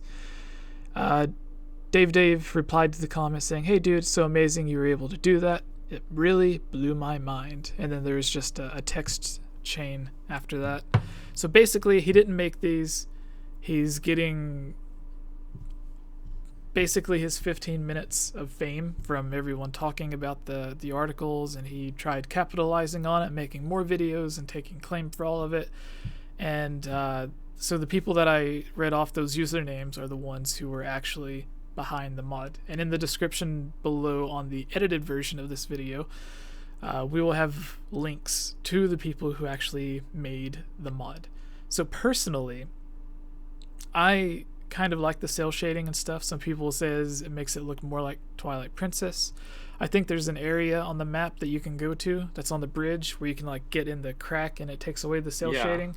And this basically, I think it makes the whole game like that. But then there's like the clarity pack that's on it that makes all the colors more vibrant. He's running the like a fog removal thing, which is my biggest issue with Breath of the Wild. But anyways, you don't like the fog? Like I do sometimes. Like when you're in the Lost Woods and it's really foggy and you can't see what's in front of you, it works. But like I really love what it looks like on a clear day, because when it's foggy, it looks like there's just a white haze over everything and it like blocks out all the color. Yeah, okay. But yeah, so with this, have you guys been able to see this mod to see how it looks? Because to me, it looks like if they made the Breath of the Wild, maybe like if they just made it specifically for the Nintendo Switch instead of the Wii U, and then trying to get it to work as good as they could on the Switch. So if they began it from like ground zero to get it working on the Switch, I could see it looking like not 60 frames per second, but I could see it looking maybe a higher resolution, 1080p instead of 900p and everything. Or if it was made for like PlayStation 4 or the PlayStation 4 Pro, this would basically be what the game would look like, with maybe slight improvements with textures and stuff. So it does give you an idea of what it could look like on a better console. But yeah, Daniel, what are your thoughts on it? I am always a big fan of cell shading. Honestly, I actually just I like how it looks. And someone in the chat said like, and I wholeheartedly agree with this statement. Let me pull it back up here. What did they say? It was Abigail says, I don't hate the non-cell shading, but I think cell shading has a lot of character to the art style. And that's kind of my mindset as well. As you know, like it looks good without the cell shading, but it just, the reason Nintendo puts it in there is it adds a very unique look. And I find without the cell shading, a lot of the character models and stuff, like Link looks like a wax figure almost, like and sort of a lot of like the little imperfections feel a lot more forgivable with cell shading. Plus the lighting is gorgeous when you have cell shading, and it just, I do feel like the mods, I can see a lot of work put into it, and I respect the modding community a lot for the kind of stuff they do with that. But for me, it does feel like they take I don't know, part of what makes the game look so good away with that. So that's just me, but I have full screen what the mod looks like, the video that I sent, where he's like going through showing how to use all the mods and stuff. And so if you're watching this live or edited, you can see what it looks like full screen, zoomed in on Link, and he's adding in all the different mods, taking away stuff and everything. So he looks like a cake topper. A cake topper. Yeah, like a little plastic cake topper. Yeah, like there's no shine. Like the lighting isn't affecting him right. So like there's no shine to him or anything. Yeah, I don't know. It just doesn't feel, I don't know. It feels very, like if you showed me this image and you said this is what Link would look like in Toy Story, like the first Toy Story movie, not Toy Story 3, then I'd be like, yep. Yeah, that is. But yeah, it just doesn't look right. And yeah, there's just quite a lot of wow, he's invisible. Now I'm really lost. Yeah. But Breath of the Wild, because it fuses this with a lot of very realistic looking parts with sort of the cell shading overcast on it, it lends a really unique art style that I really adore. I really love that, and it just feels weird without it. And I don't know. That's just my opinion. And this is, again, I think against the modders. I think everybody has a different taste for what looks good in their opinion or not. But the mountains here looks good. So when it catches up, you'll see the mountains. Yeah. Let me turn this down a bit. Okay. So, oh yeah, this is the one I saw. Yeah. The where it's at Hateno. So this Village. this is the video Yeah. where the guy's like taking credit for it, and I do like that you can see everything really far away without it like being too foggy and disappearing and stuff. And then when he looks over and the camera looks at the mountains look like they would look like in. Does that make sense? They look like what they would look like in an Elder Scrolls game, like especially Skyrim. I was gonna say it's very like Skyrim-esque, like the Yeah. way that the mountains look. Yeah. But then when it looks out over the water, it just like The water just totally loses it there. yeah, and that's the thing in Breath of the Wild is I find like I could look at the ocean and the sunset and everything and like 2 years later and I'm still like, God, this game is gorgeous. Like I posted a Yeah. screenshot on Twitter the other day of like the sunset in Breath of the Wild being like this game is still like 2 years later I still love how gorgeous this game is and stuff. And that was like on Breath of the Wild's second birthday. And I just feel like it loses that with in this video. It just like I saw this and I was like, I'm not into it. Yeah. So I guess when yeah. Sorry, go ahead. no, I was gonna say like I think like the title is even a lie, or the original title, because I don't think because this is like super widescreen. And yeah, it's a little could stretched out. He could have done it on a normal screen and just like made it look like it was supposed to be widescreen, but this wouldn't technically be 4K because I don't think super widescreen or ultra wide 4K monitors exist, or if they do, they're going to be super expensive. So I think what this is just a normal 1440p monitor, and then he could have just recorded it in 4K, because no one is going to be able to tell the difference between like 1440p and like full 4K. So I don't think this is actually 4K like it says. But that's just like a minor gripe. The real issue is like just taking credit for something that you didn't do. So we're gonna go ahead and give this a downvote. A huge problem in its own. You should never take credit for something that you didn't do. No. And so I think it's really cool that Melon reached out to let us know, like, hey, this has happened. Please say something, and please make it more public than it already is. Yeah. And like taking a look at the mod on its own, like I think it's really cool. It's a really good idea. Personally, like I probably wouldn't play it because like it kind of like it takes me a couple steps back into where I would like to be with Legend of Zelda, especially game style wise. Like I think that if they had released it looking this way, I would have been okay with it. But seeing what we've seen and how beautiful it is and all of the very rich colors, I don't think I would take that step backwards. So That's fair. Yeah, and it has a that very is the like thing, I'm sorry, like the way that Twilight Princess is. Love Twilight Princess, love the graphics for it, but it is a very dull and a very Look at brought this, down kind of guys. game. what happened to you? Dude, Did you punch your screen? No. What's going on? What happened? Like there was just the page. Oh, was okay, like that that. was weird. way. That was super weird. Like I just randomly jumped But- to it. That's But crazy. go on. Twilight Very Princess.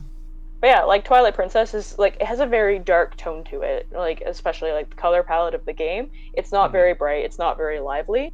So like that is really what I'm feeling like in the difference between like the mod and the unmodded version is that you kind of bring it into like a less lively kind of feel, Yeah. which I'm not really a fan of because well, like we're playing a game where you know, we're in Hyrule after everything has happened, but things are thriving and things are coming back now, and so I wouldn't like to see a duller version.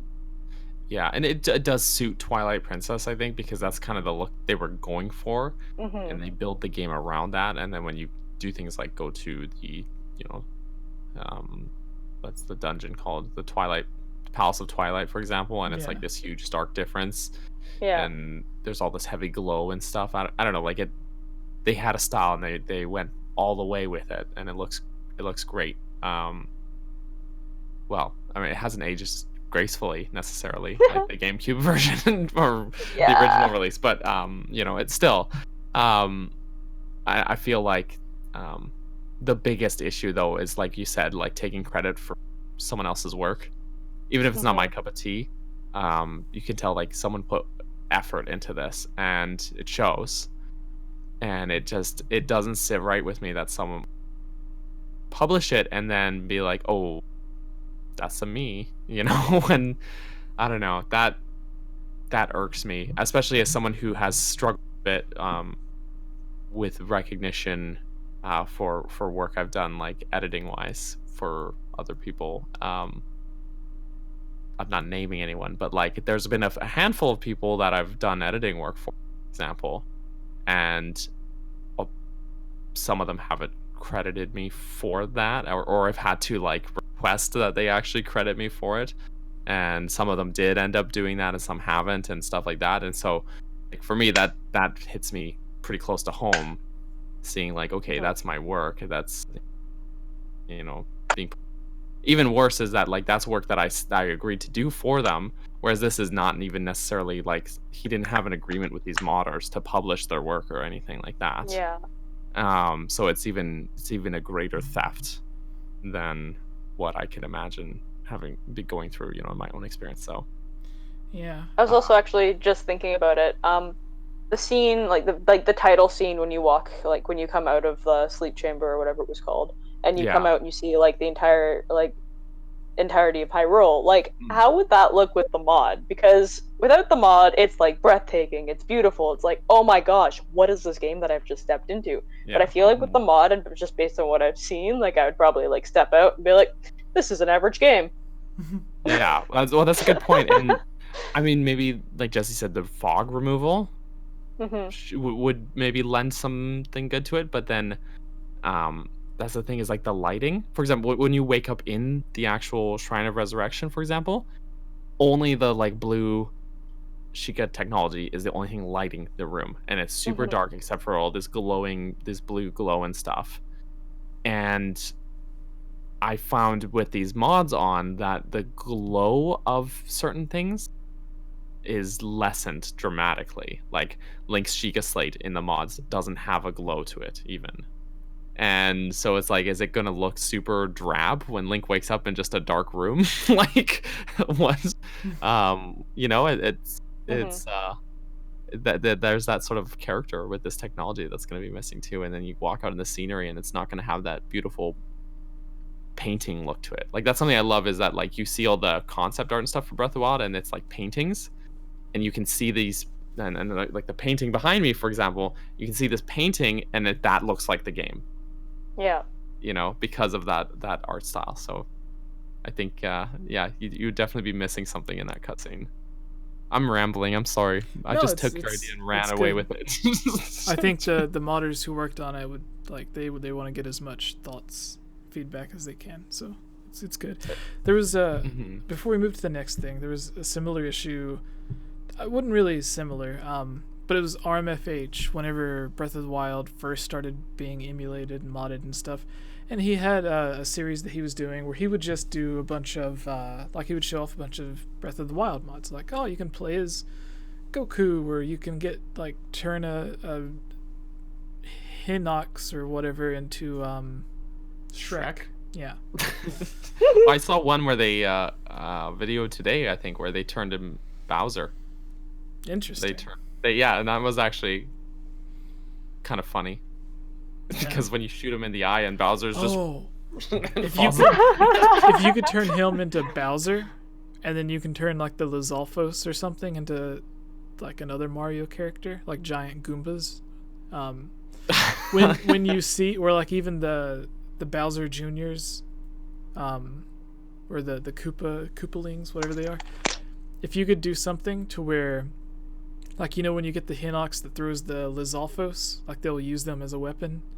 If you could just imagine Bowser using like one of them as a weapon, I think that'd be really funny to see. But anyways, we can move on to the what is this? The topic of discussion. We'll skip 2 of the things on there and just get to this. All right, so sure. Hello everyone, I am Jesse, or Game Over Jesse. Here with us is the mighty Daniel, and the very Chublima. Is that an adjective? Chubish? Can you be Chubish? Doesn't get more chubby than Chublima. Yeah. That's pretty chubby. So, in the past, we've talked a lot about some of the more popular videos on the channel are talking about canceled Zelda games and stuff like that. And we used to go through lists and stuff, and then it turned into like lists of theories or whatever, or our favorite dungeons, whatever. But today we're going to be doing 5 developers who want to make a Zelda game. So people from Square Enix, Ubisoft, or whatever that at one point either presented a demo or something to Nintendo that they wanted to work on, or an idea, or they've just come out and stated in an interview that they just want to work on a Zelda game, sometimes even mentioning that Zelda game. So we put together 5 with sort of a bonus at the end, so technically 6, I guess. Well, technically 7. Yeah. So anyways, starting off, Daniel, who is our number 1? Can you see? You should remember the story behind this. Go ahead and tell us about it, if you can remember. It's Ubisoft. They make video games. Yeah, but what did they want to make? They put together, if I'm remembering the right story, the Wind Waker GBA prototype, didn't they? Is that the right one? Yeah, the 2D Wind Waker remake for the Game Boy Advance. Yeah, the D-make almost. I don't know. It was a neat concept, but it's like I didn't like it. I feel like this is how the podcast goes. Here's a neat thing, and I'm like, I don't like it. But no, they made a prototype for, and I think they had like screenshots of Link in Dragon Roost Cavern, looking very similar to how he looks in Minish Cap. And Nintendo rejected their proposal probably because they were already working on. I think we discussed it when we talked about it on the podcast. They were working on Minish Cap already. And that was like already in the works, or is maybe another 2D Zelda game with a very similar art style. And also, what Wind Waker is definitely a 3D game. Yep. Yeah, like how would you make the Wind Temple work 2D when that big central room, like I was that thinking, would be a challenge to do. When you have to make your way up Ganon's tower. In 2D, like that would be weird, I think. And then there's the part where you have to run up the circling stair, or the spiral staircase, while the bird's chasing you. And I don't know how they would be able to do that, because in 2D Zelda games it's like you go through the steps and then it like cuts to the next room and then Link's coming out of the door or whatever. So in this, they would have to somehow make it to where like the camera would rise up with you, which could work, like they do that in A Link Between Worlds. But A Link Between Worlds is a 3D game played and like a 2D game perspective. Yeah, so they can easily do that with 2D sprites. I don't know how you would successfully do some of this stuff. I don't know. I'm sure the GBA could handle something like that, because it's actually a pretty good little handheld. But I can definitely see why. Like, there was just too many things that wouldn't work. And at that point, if you're having to make so many changes and compromises, you just should make a different Zelda game and not demake an existing one. And also, this was like, what, 2004? So it was pretty recent after Wind Waker had come out, too. So just didn't seem like there was much of a point to doing that. But that's too bad. That was the Ubisoft. I don't know. Yeah. I always say Ubisoft, and people are like, Ubisoft, you sound like a twat. And so I always look forward to their conferences. I think it's Aisha. I like Taylor. Ubisoft too. Is it Aisha Taylor?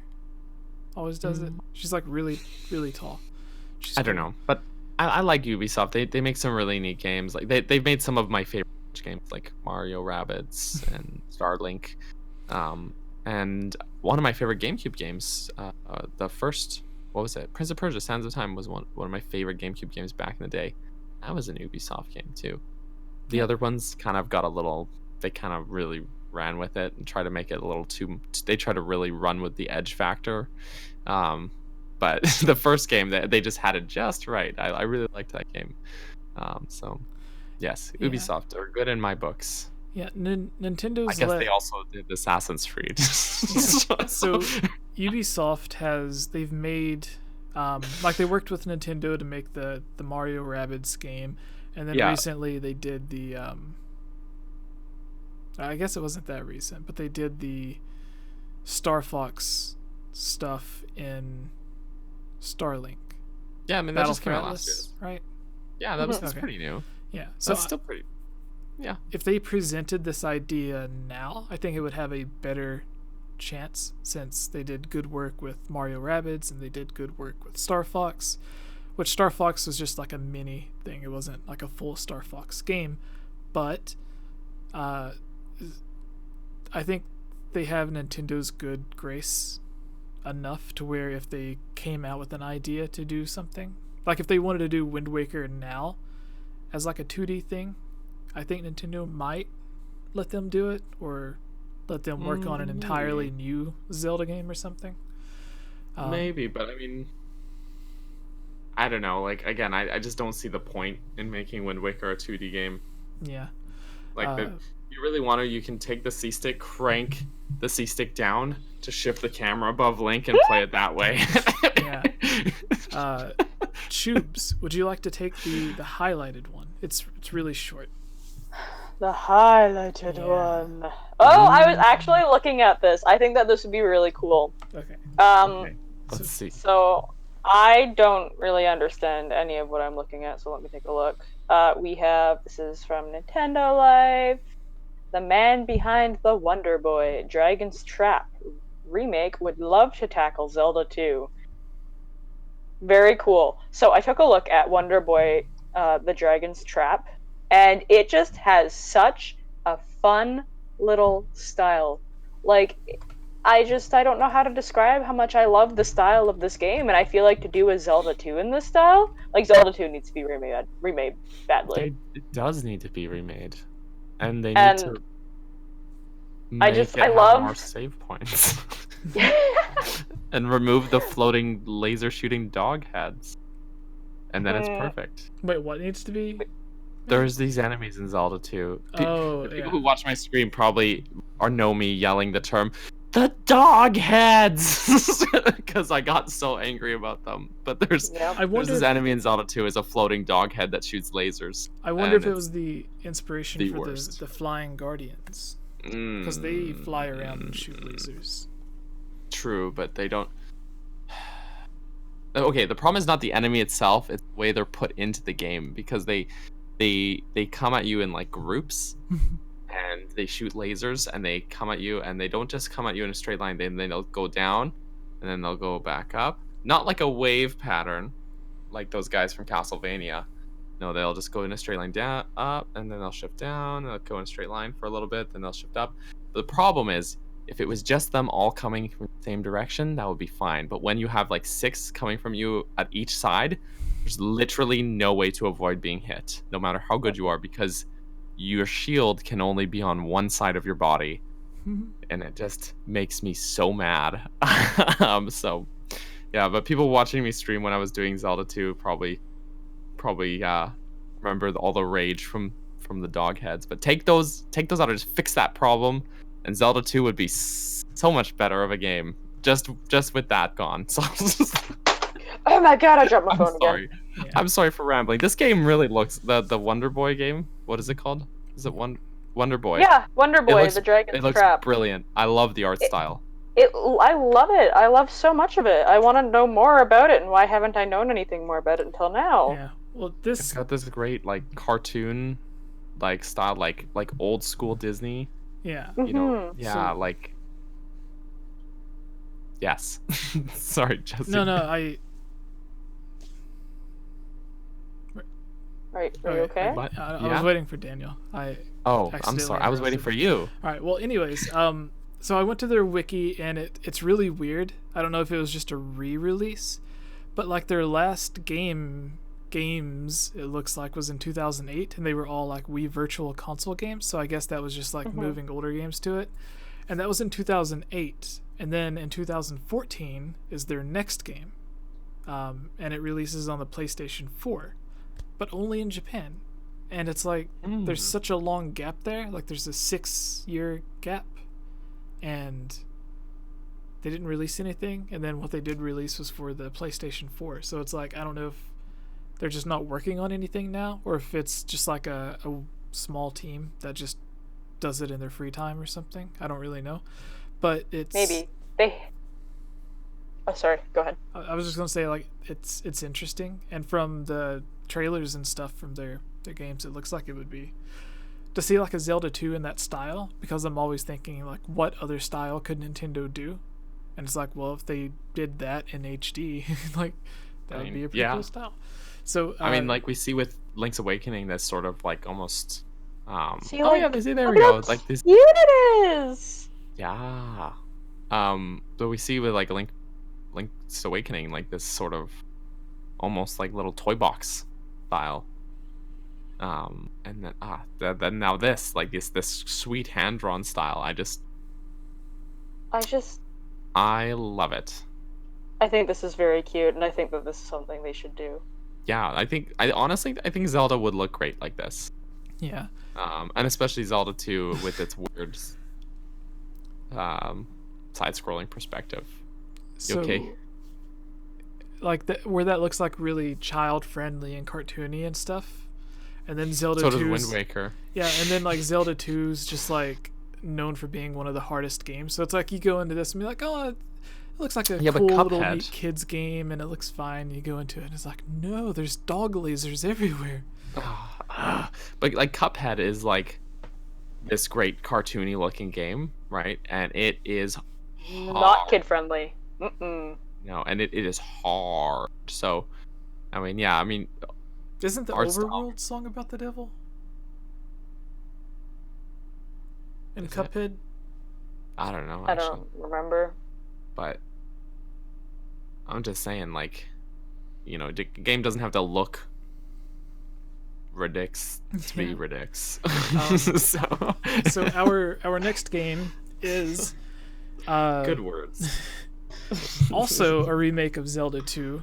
The main developer for the Capcom game Mega Man's.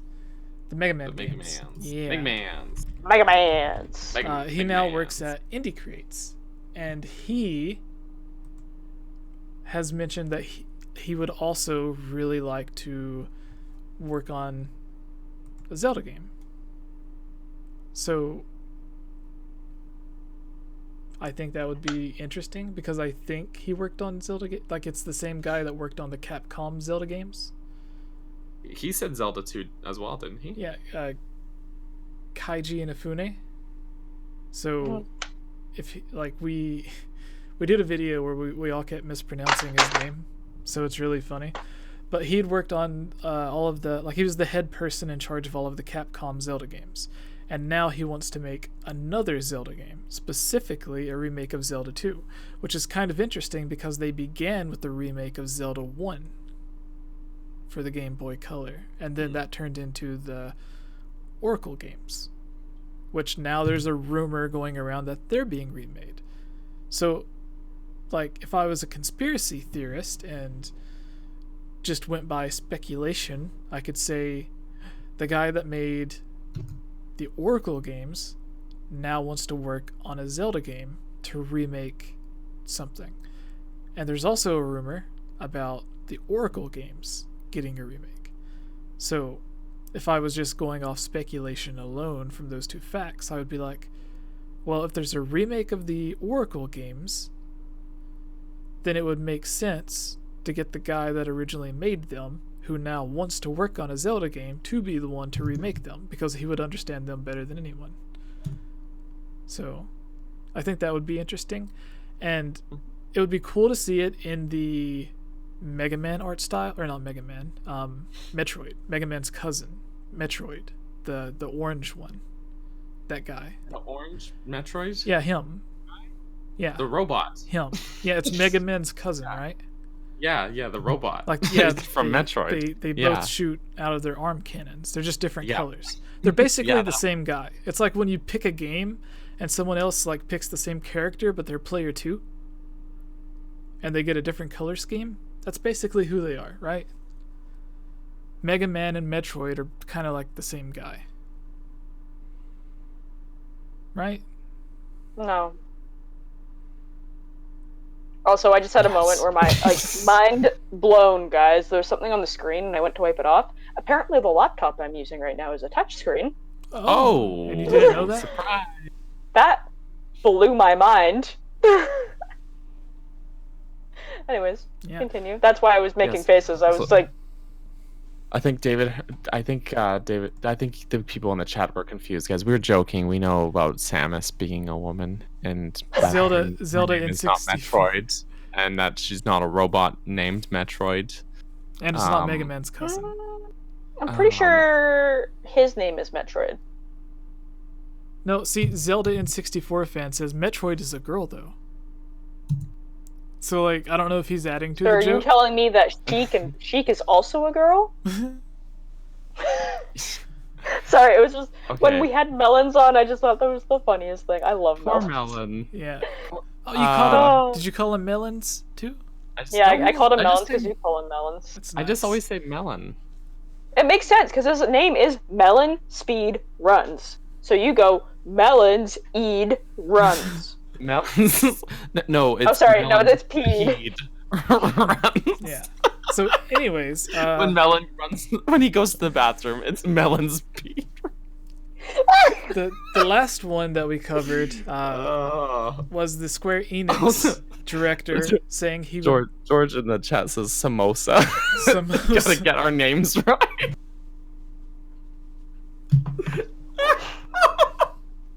I can't wait for the new Samosa game to come out. Yeah.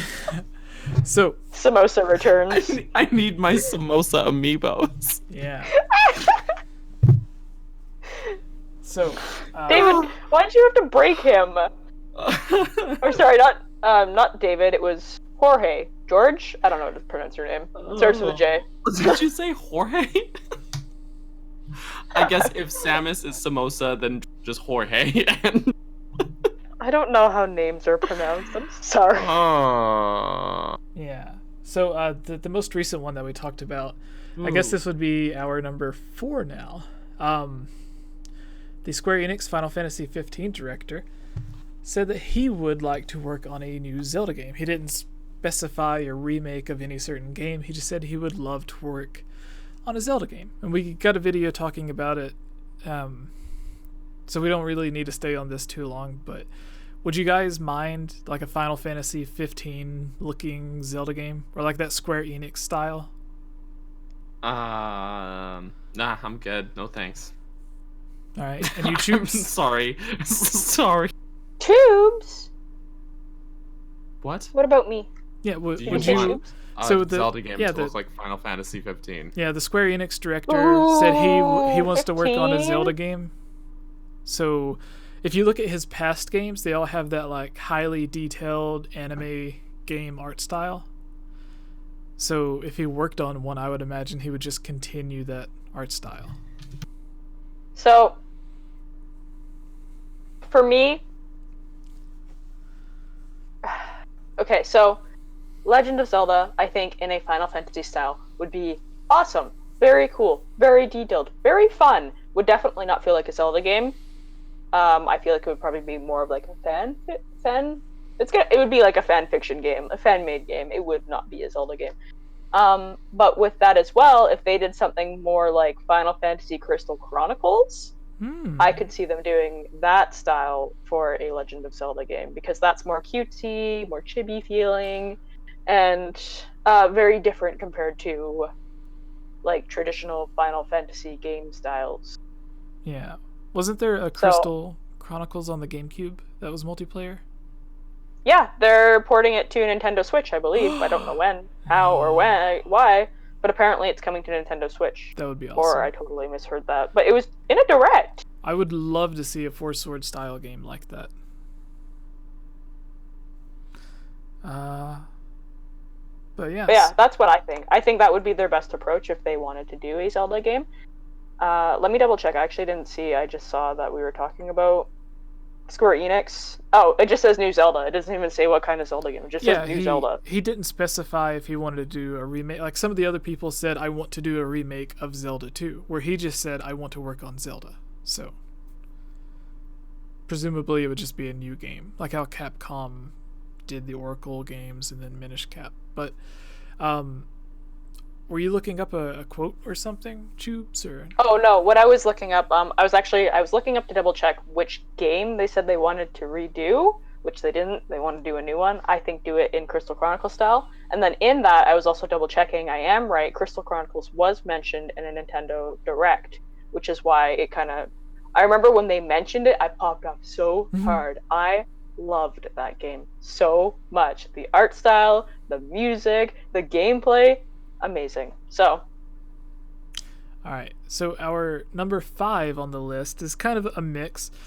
I tried to find the interviews, but I couldn't. I just remember hearing them on G4 TV when they were when that was a thing. But the director of God of War and the director of Darksiders, both games heavily influenced by Zelda, especially Darksiders. It basically copies the Zelda formula exactly. So like Darksiders is just like overworld, dungeon, mini boss, new item, complete dungeon, beat boss, go to overworld, go to dungeon, beat mini boss, repeat. So Darksiders copies it more closely than God of War does, but both people that were in charge at these two different companies in interviews stated that they basically always wanted to make a Zelda game. Like the God of War creator, basically he always wanted, like, he was inspired by Zelda. That was one of the games that made him want to develop a game, so he always wanted to, but he doesn't work for Nintendo, so he can't. So he made his own mature version of Zelda with his own spin. And it was basically the same thing with Darksiders. Whenever they made the Darksiders games,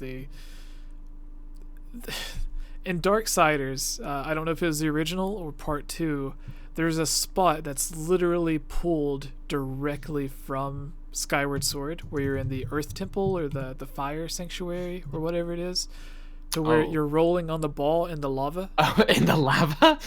There is, like, that exact puzzle element is in one of the Darksiders games. And while I was playing it, I'm like, how did they not get called out for this? So, I mean, but also like lots of other games have puzzles where you push blocks, I'm sure, right?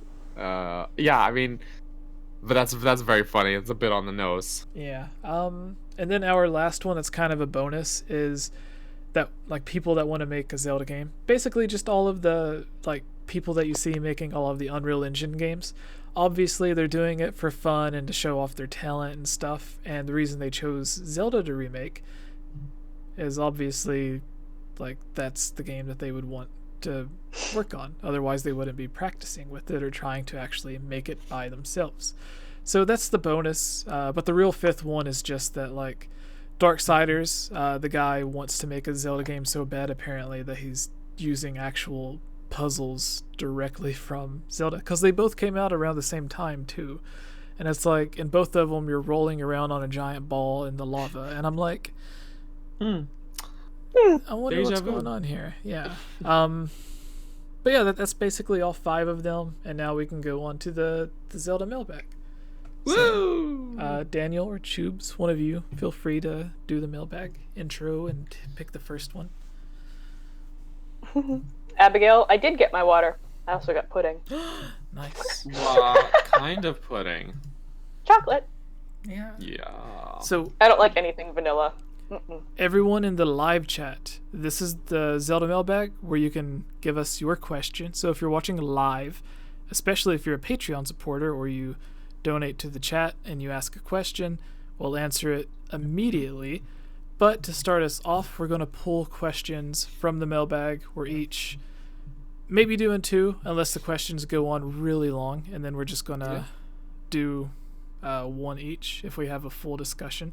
But while Daniel and Tubes find their question, one of my topics that I wanted to discuss, we can just use it as the first question to get it going while everyone puts their stuff in the chat. So if you see number 4 on the doc, Daniel, where it says what's your favorite unused Zelda character that you would like to see return more. Like Tingle always comes back, Beetle always comes back. They make lookalikes for the King of Hyrule, from like Wind Waker to Breath of the Wild. So just characters that you would like to see come back, like Tingle, or even the Happy Mask Salesman. Like he was in one of the Oracle games, and then he was in both N64 games. So stuff like that. So Daniel, if you could, or Choobs, start us off with the mailbag and use that for the first question. And again, everyone in the live chat, give us a good question, and don't ask what we want for the next Zelda game. No, don't ask us that. We've answered it every time. Okay, well, hey everybody, welcome to the Zelda mailbag, Hylian Gamescast episode 78. Okay. He did a dab. Yes, this is the Zelda mailbag where we do the Zelda questions. We talk about things. It's not necessarily, actually not, we call it the Zelda mailbag. You can ask us about other things too, I guess, if you want to, but most people want to talk about Zelda. Sometimes we have a lot of questions, and actually this week is an example. We've got like 4 pages of Zelda questions to get through, actually. But so sometimes we just got way too many questions to get through all of them. So if you want to guarantee that your question gets asked, you can hop on over to patreon.com to become a Patreon person of the Mr. Game Over Jesse, Game Over Jebby, and you can join the lovely list of awesome people like these fine folks. We'll give them a quick shout out: Wild Horse 64, Samuel, Rand, Jammin, Foxo, Andrew, Jonathan, David, Amanda, Jacob, Derek, Blargnar, Michelle, Mandy Lee Plays, Michael, Elmer, Bootleg Boy, Vortex, Gus, Monica, Link Use the Triforce, Lunarium, shout out to us, Rusty, Lovable Christy, Fallen Echo, and Halo Justin. Those are the ones. Thank you, people, for for your patronage. But Jesse, want to kick things off with a quick question. What is the best unused side character that should return or be in a Zelda game? Yeah. And I think Colin from Twilight Princess, actually. I like that kid. He's kind of he's a pretty used character. I had to think about it for a second. He's a pretty used character in that game, but we never see really a character like him in other Zelda games. I'm not saying it has to literally be that character, but I really like the kind of character where someone that Link is a role model to, in that sense. Like you have a really neat dynamic in where Link has sort of a character that's sort of his role model, and that's Russell. And then you've got someone, Russell's son, in fact, who Link is kind of a role model. So he's kind of like the cool uncle. And I just really like his character because there's kind of implications in the end credit scene that he kind of grows up to be courageous like Link. You kind of see him walking like with the caravan back to Ordon Village, but he's got a sword and shield on his back like Link, and he's all I don't know, it's a really neat character who he's sort of perceived to be weak by his peers at the beginning, but he's a brave kid, I guess, not unlike a young Link from a previous Zelda game. So I don't know, I just like his character. I find the other kids kind of annoying. From Mallow, who's an entrepreneur, and I respect that. But yeah, that's my little answer there. Chublima, what do you gotta say about that? No, Jesse. No. There's. I asked Chublima. I know, but like, So while you were talking, I thought of something, and then I forgot it while you I forgot what I was thinking of, and then it just came back. But Choobs can go. But like the thing, I'll write it down so I don't forget. Okay. Now I'm chewing something. Just say it. Okay, to make it really quick. Right. Say your thing. The big rumor. She's chewing. The big rumors. Chewy. Do you remember a while back we did the video? It's like the biggest Zelda fake rumors or whatever, and then one of them was about the Valley of the Flood. Oh yeah. The Wind Waker prequel. Back when people were still debating on the uniformed single timeline, like the one that Axel believes in. Right. They're just games, so you can believe whatever you want. In the context, it's art. It's subjective. In the context of things, like, you can make it whatever you want. So that's like, don't leave hate for Axel for liking the single thing. Like, in your head, you can understand and know that it splits, but you still have your own headcanon. It's like, well, it would still be cool if this. So anyways, when people thought like that, they thought Twilight Princess was a prequel to The Wind Waker, even though we had interviews from Aonuma that Daniel does a video on his channel talking about a bunch of this, that they always had a timeline in mind, even the split timeline, because when Twilight Princess released, they're like, well, Wind Waker takes place after Link comes back, and then that future carries on into the Wind Waker, and this one is whatever. And even when it was just the Wind Waker was out, there was the quote where Aonuma and Miyamoto were like, because they asked like where it took place at the timeline, and they're like, well, it's Wind Waker, it's after Ocarina of Time, and then Miyamoto or Aonuma is like, well, there's 2 endings to that game, so this one takes place after blah blah blah. But anyways, that's off topic. The thing is, supposedly there was no hero during before the flood, but Valley of the Flood was going to be the prequel to the Wind Waker, where you played supposedly as Colin grown up. Ooh. But he's not Link, he's not like the spirit of the hero, so he couldn't defeat Ganondorf. So they had to do the flood. He died. No. Yeah. Oh wait. So the flood. Right. Yeah. So that was the whole context of the Valley of the Flood rumor. So for the people Even that like though Colin, when Twilight Princess came out, like, they were pretty clear about that it was not the same timeline as Wind Waker. yeah. Like in interviews and stuff. But that's what I kept thinking But of, that's the the Valley thing. of the Flood. Like people were like, the Zelda timeline's always been like a big secret till Hyrule Historia came out, but then like every time a new game comes out, they're like, whoa. Every time a new game comes out, Anuma's like, yeah, here's where it takes place. Every time a new game comes out, they're like, whoa. They're like, no, just the aggression. Just... They really are like, whoa, though. They are like, whoa. I'm like, every time a new Zelda game comes out, I'm like, whoa. Yeah.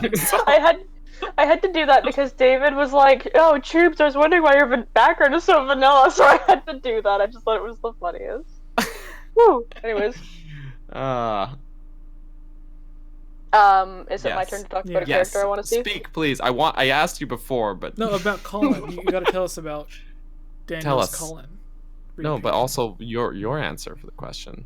I'm not talking about Daniel's Colin. I'm talking about how I think Beetle should be included in more games, because Beetle's only been in like 2? No.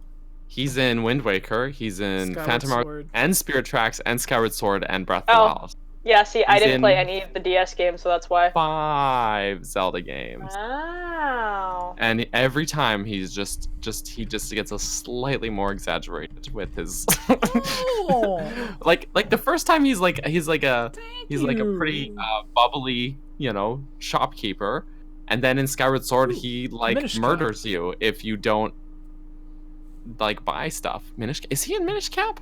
Yeah, it says, though he is an adult, he is very good at finding Picolite made by the Minish, and he is very, very convincing about their health problems. Where is Beetle in Minish Cap? I don't. To bust out my DS. I just genuinely don't remember him being in that game. Okay, so it says, in Minish Cap, Beetle appears after Link has cleared the dust off of the Gust Jar and has obtained the fire element from the Cave of Flames. For some reason, the townsfolk are expecting him to show up, which is odd considering he sounds rather excited when he makes a sell. He sells all kinds of Picolite, but only in Hyrule Town. So I guess he's in different towns, but he only appears after you do a certain thing. There's like basically there's like not that many towns in Minish Cap, but this is, I don't remember him being in that game at all. You're blowing my mind. Did you ever get the fire element from the fire cave? And you dust off the need Gust Jar? You need to do that. That's part of the story. you gotta. It's been a few years since I played Minish Cap. I guess I gotta play it again on my Twitch channel, twitch.tv/capburst. So it would be cool it would no. So Kayla's answer might win in my opinion, or Chublima's answer. I love Beetle. I love him, but because he does like murder you in Skyward Sword if you. Yeah, he hates you. He throws you yeah. out, like drops you out a trapdoor. So that makes me think Beetle's been on like huge adventures, and he's just been through so much, like Link, because he has to travel and like do stuff to get all of his items and wares that he sells, and like even the pieces of hearts. Like Link has to like kill enemies and stuff to get hearts. Like, So he sells hearts. What's he been doing? So he has to like have gone out and killed some enemies too. But he's like all tough and stuff, where Link's like the courageous, nice hero, and he's like, no, I've seen some poop. Like things are. I've seen some. Yeah, he's all saw. Yeah, so like he doesn't give an F. I love Beetle though. Yeah. He's a really great character. But like that being said, it's like. Waker. Sorry, go on. Oh. Go. Oh, I was just gonna say, like that being said, I feel like I don't know enough about Beetle. I want to know more about him. I want to know how he got a flying ship that sold things in the air. Yeah. That's a good point. Oh. And he's one of the only people in Breath of the Wild that's brave enough to like walk through all of the path. Like he disappears at a certain time when he keeps walking, but like the fact that he's like always at the different places is really cool. Like all the different stables and stuff. Yeah, he goes everywhere. No matter what terrain it is too. Like if it's frigid or super hot or whatever. Zunari though in Wind Waker is a character I'd love to know more about and see again. I don't know who that is. Zunari's the shopkeeper that wears like the parka that gives you the sail. Oh, and then you start the whole trading sequence with him. And he gives you the magic armor, which actually Zeltic had a really great video about on his channel, by the way, about how that being like the most OP item in any Zelda game. But the magic armor, how did he get that, man? He's like a shopkeeper. And he's got like this, he's got like hints of really crazy backstory where he came from like a far off land and got shipwrecked and all he had is a sail and he's in a dream. I want to know. Oh, he's living in a dream world. I want to know more about Zunari, and he's a neat character. He's an eccentric shopkeeper as well. I just love eccentric shopkeepers, apparently. Yeah. Yep. So with Tubes, I would love to see, because they made like 3 or 4 Tingle games, so they need to make a Beetle game just to make it fair. Yes. Yeah. So I want to play as Beetle going through his adventures, collecting all of his rare items. Kind of like how people want to see like the Happy Mask Salesman collecting all of his stuff, like how he goes on his adventures. I want to see Beetle. Give me Beetle going around like fighting enemies, just not giving an F, and he's like, do you got money? Do you want to buy something? No? Well, then you're dead. It's like, just drop you out of my bicycle plane. Just stop wasting my time. Big agree. Yeah. You're very heavy. Sorry, I'm playing with knives right now. No. That's scary. To end this question, mine would be the ghost salesman person from Ocarina of Time that you trade in the big pose to. You were having an issue with that the other day, Daniel, or last week. You were trying to find the big pose and you couldn't find them all. Oh, and I did that too, though. Punked by this Poe who kept disappearing before Poe when you were around. He punked me. I swore on my stream because I was Oh my I did God. a swear. You And did then a I said, swear. I don't care. Yeah. I'll do it. This is my stream. I don't. So I think it would like. There's a lot of death and destruction in Breath of the Wild, where like entire cities and stuff were destroyed. So I would expect a bunch of Poes to be around Breath of the Wild. Yeah. Like you just go around. Did I say Skyward Sword earlier? You said Breath of the Wild. Okay. Yeah, so like with all of the death in Breath of the Wild and the destroyed cities, like I expected to go to like the ruins of some village and then see Poes there. But there wasn't, so I don't know, it was odd. But Twilight Princess had really cool pose where you had to get them just like you did in Ocarina of Time, the special pose souls. So I would like to see him return, and then because he's like the only guy in the series that I can think of that'll like buy dead souls from you. And then he has like the cage that he has them locked up in above his where he's sitting, and I'm like, what does he do with all these souls? It's crazy. That would be my choice. He's just collecting them.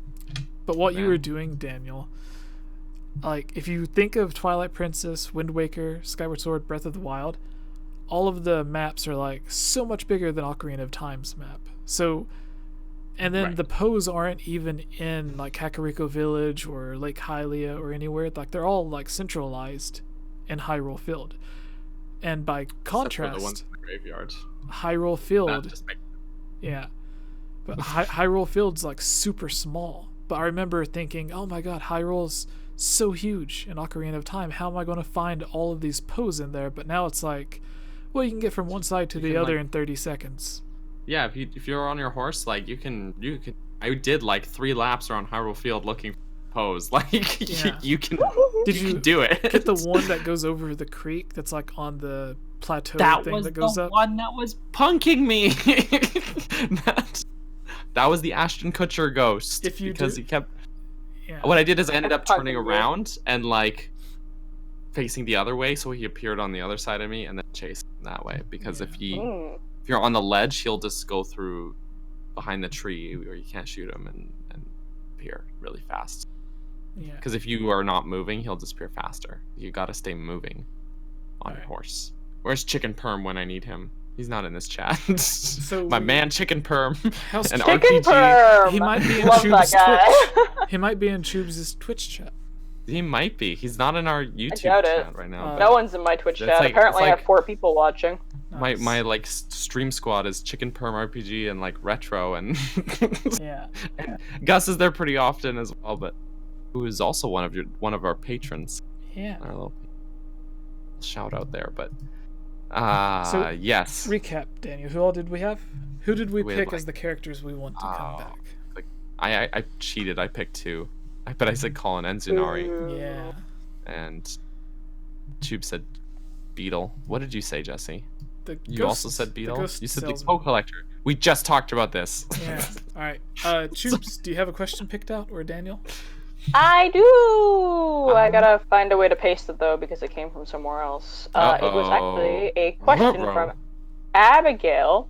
Ooh, Abigail. I still haven't really thought of an answer for it, but I really liked the idea of the question. Okay.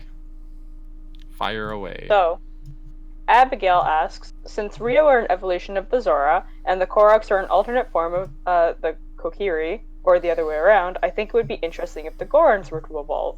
If they were to, what would you have them look like, and what abilities would they have? I think that one is in our mailbag. You don't paste it. Pretty sure I put it in here already. Is it in our mailbag? I took it from the YouTube. Yeah, it's bag here. Oh, you wow. silly goose. I guess it's because Abigail knew that I'd answer her question. Yeah, well, we love Abigail. Alright. I got mine. You guys go. Wait, your answer? Go. Mm-hmm. I want to hear yours. You go ahead. Okay, mine you go first. I gotta think. So, right now, they're rock people that hang out near the mountain or whatever. So, like, if they evolved when they're like close to Death Mountain, I could just imagine like looking like a normal Goron, maybe what they looked like in Twilight Princess, where they were like just more realistic looking, but then like having actual lava like kind of flowing around their bodies, so like they're not just rock like more people. like magma monsters. Yeah, kind of. Like, there's already magma monsters in the game, but, like, these would be, like, nice magma monsters. So, like, they're made out of rock and stuff, and magma and lava is just really hot melted rock. flowing around, and they're always next to the volcano. So if they did something to where like they just got, like it's so hot that some of their rock melted again, but it's still like circling around them, and then maybe they could use that to attack and stuff, like how other monsters will spit fire at you. Maybe the Goron could learn to do that. I don't know, that would be my idea, but maybe I've been thinking of too much Pokemon use stuff. Fire Blast. Yeah. So Yeah, I always hated the things like in the fire temple, like you would climb up to the top of it in Ocarina of Time, and then there's like the little lava slug that moves around. oh my goodness. I hated Okay, those. on my again, I'm plugging the hell out of my stream. That happened where I got knocked back into that hole like 3 times from that stupid slug, the fire slug thing in the fire temple. I yelled about it. I feel like that's the theme. I yell a lot. But yes, no, that's a good answer. I was thinking that too, because about sort of the lava sort of thing, because in Twilight Princess we see like the old Gorons that have like the geysers on them. Like there's like steam and stuff in there. I guess they're like hot. They're lava inside of the Gorons. Do they have lava inside them? Maybe Like, their what's- blood is like maybe lava their flowing. blood is Ooh. maybe just got a rocky exterior, but That would make sense. That would be how they digest rocks. They just like They- turn the rocks into more magma. it does kind of make sense. Yeah. How strong do their teeth gotta be? You see they've got like organic looking teeth that look like just normal teeth, right? But then they can bite through rocks. Oh my goodness. Wow. Their teeth technically would be rocks, because they're made But of- like really sharp, like really strong rock. yeah, like maybe diamonds. But I this is I'm thinking the same thing, like something with more of a lava element, and then you could see Gorons in different regions. Like you see Gorons that are like living in the forest and they're all mossy from Yeah, like, Alola That would be Gorons. so cool. and I mean that would be you could have the Gorons with different like rock themes, like based on where they're living. They you could know? have plants growing on their back, like the Kikwi. But the yeah. Kikri, I always assumed that it was like a They're more like a trees. disguise. They're more like camouflage. Oh yeah, yeah. Yeah. But at least that's how I assumed. But then not like a literal plant that grows on them, but just like part of them that's camouflaged to look like a plant. Whereas I imagine with the Goron, like it all would of the be animals that have the camouflage, yeah. yeah, but I imagine like with the Gorons, it would be like literally plant growing on it because they're rocks. Yeah. They're rock.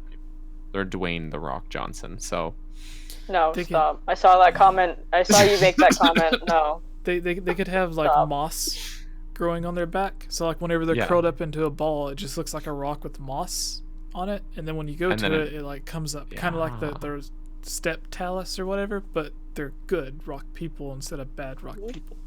yes. Maybe the stone like- talus are like bad Gorons or whatever. They were like shunned Someone away. in the chat said something about that. Someone in the chat said Cat. stone talus as well. Are we okay those. over here? We're floating. The cat just got her tail wrapped in my stuff and Oh, Turn my it's all phone up in your before. stuff. Yeah. all up in my stuff. My phone's also at 10%, so I have to go back over here. We're roaming. Yeah. We only got like 1 or 2 more questions. Take us on a tour of your house. So did you pick out a question, Daniel? That was a good one. Or well, no, you gotta. Choops has to I'll pick pick- her rock Goron thing. Yeah, what's your rock Goron evolution?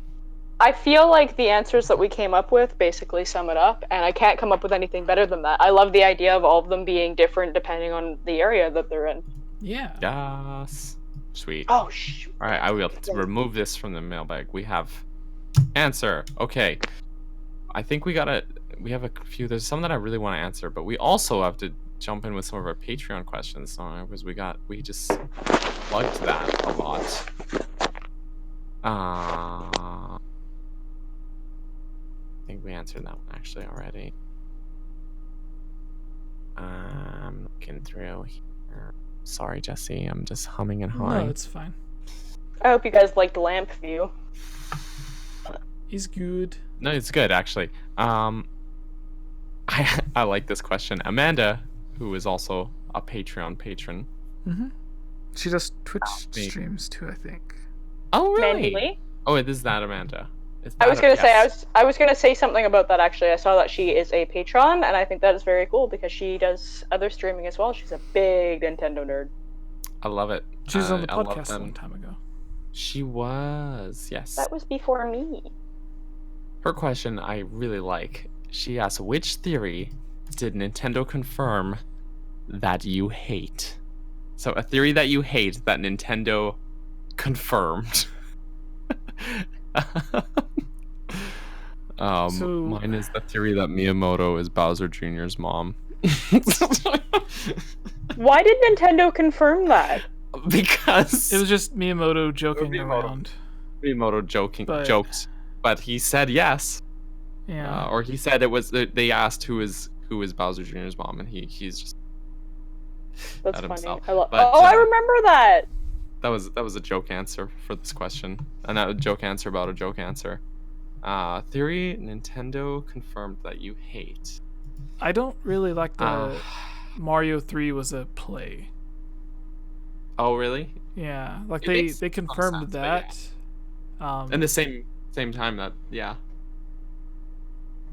like it's an interesting idea, but I just like the idea of it being a game more than being a play, because like now that it's a play, and Zelda and everyone has pictures of them in the castle, it's like was it a play for Hyrule? Why do they have? Yeah. And then was Malin, or not Malin, but Ingle and what's his name? The Lon Lon Ranch guys. Talon. Ingle and Talon? And Ingo, yeah. Yeah, Ingo and Talon. Okay, so like they are lookalikes or whatever. They're supposed to resemble Mario and Luigi.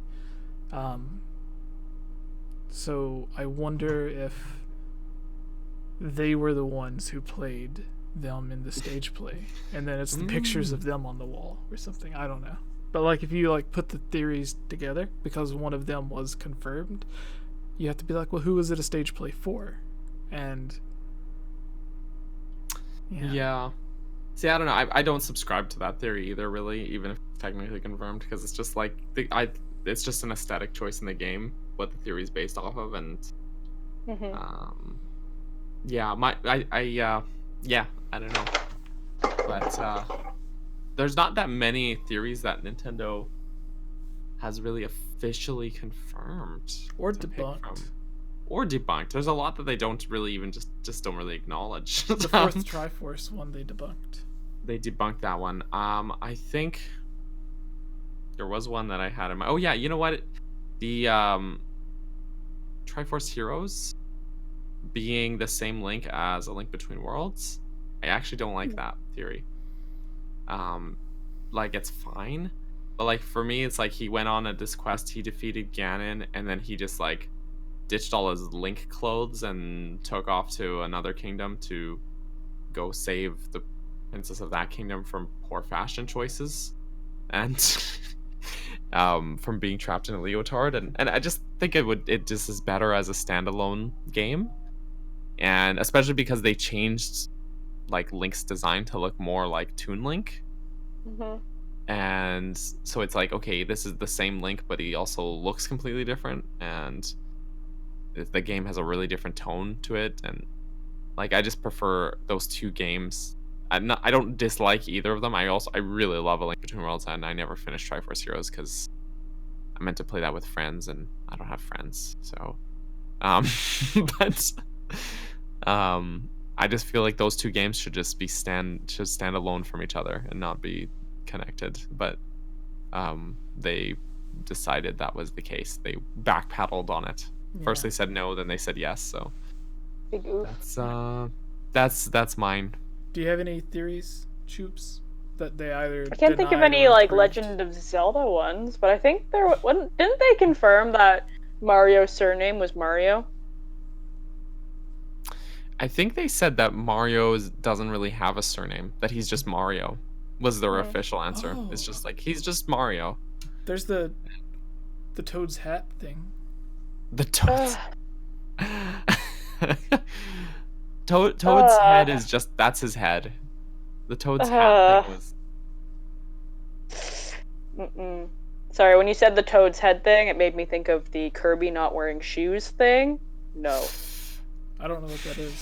Now all I see are Kirby toes. Mm-mm. Just Google it. Kirby not wearing shoes. Yeah, Google that. You'll hate it. It's one of those. Thanks, I hate it. Yeah. All right. Tubes, do you have? We'll do 2 more questions, I guess. Do you have a I'm away from my distractions? computer now, so now I don't. All right. I can't pick any Daniel, questions. Are there any people in the live chat or another Patreon that you can pick a question? Yes, there is another Patreon question from Halo Justin. If you could insert yourself into any Zelda game, what game would it be? What character would you be? Or would you be just yourself, excluding Zelda, Link, and Ganon / main villain? I will be Beetle! That's in all the Zelda games. That's You'll be Beetle. You're gonna show I'll up be to all of Beetle. them uninvited. There's a great picture someone drew of me. I think it might have been Tabby. I'm gonna double check that. Of me I think I remember that. as Beetle, and I Yeah. love it. Let Me, find it. definitely Midna, Twilight Princess. Heck, yeah. She's a jerk, but she has this like backstory. I would want to be her. It was Budrick Bud Porter, this fellow, who sent me that drawing. Ooh, there it is. Nice. Ooh, there it is. Yes, he drew this picture. That's me. Oh yeah, I remember that. Oh my gosh, perfect. Beetle. I loved that. I do too. This was before I was wearing glasses, but You could probably send Yes, that to. I could-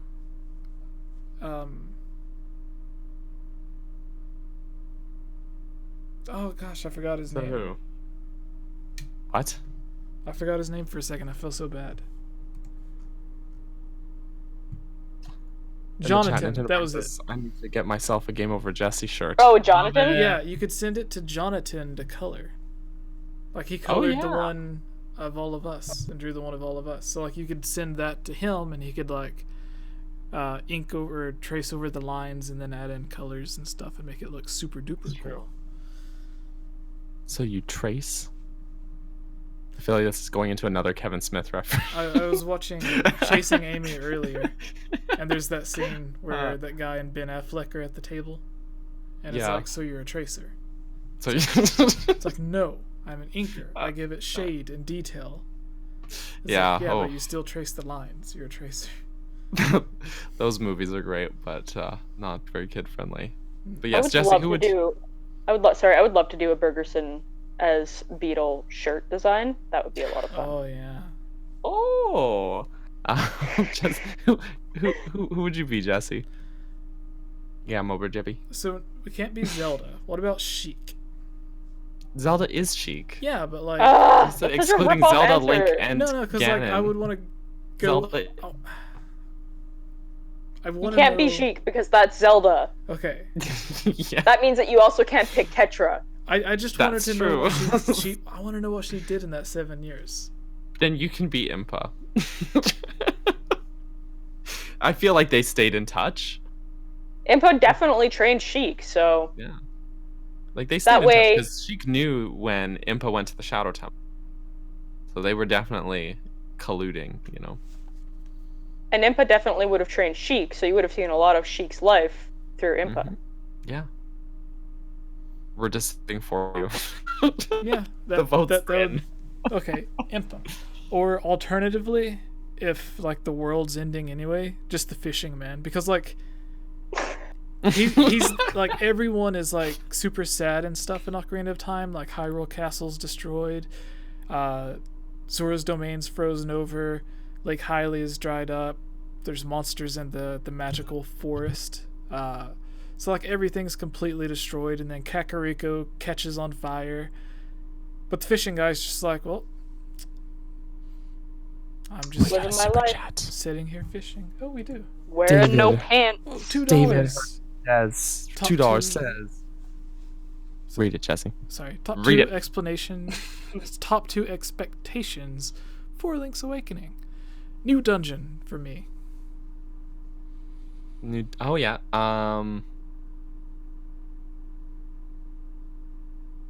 Fishing pond.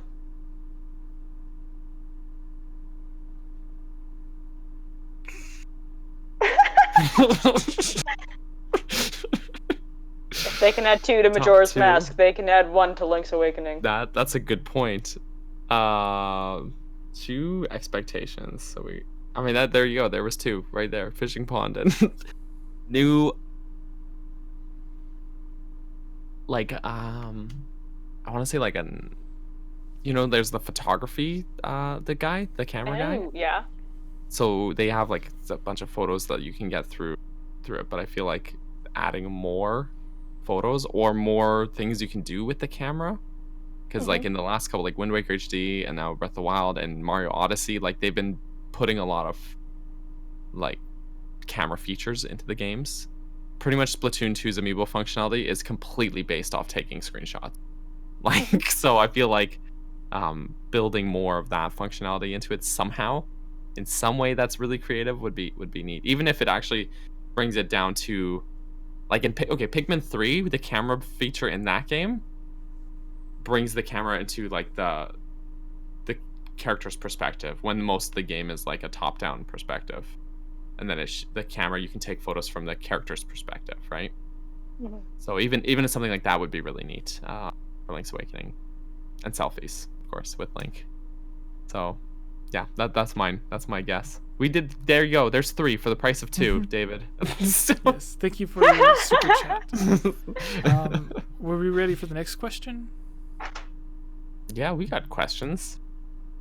Did you want to pick one, Jesse? No, just let you. No? Oh, Shigeru Miyamoto's in the chat. Oh, I need your location. It is. I live at 123 Fake Street. Actually, here's a true story. An address I used to live at was 123. Nice. At a street in the city I live on, but it was 123, and I always find that really funny. But yes, ye old 123. You need our location. It's I think the Nintendo ninjas are discussing. That sounds about right. Too much information. Live chat, George. Question. Like literally just now came in. George, if the new Zelda game had traditional dungeons, what new, never before used themes would you give to one of those dungeons? Possible environmental puzzles, including and maybe locations in the region. Okay, I got one. In like some Zelda games, we've seen like the 2 world sort of system. Where like a Link to the Past, you go to the Dark World and Light World, and Ocarina of Time, you go 7 years back and forth, right? And they kind of start using that at the end of Ocarina of Time, where you have to do the Spirit Temple in 2 halves. So one is Young Link, one is Adult Link. But having a way in a Zelda game where you build in that 2 world system right into the nitty-gritty fine details of the dungeon would be really cool to see. And I think the closest we've gotten to that is probably one of the older games.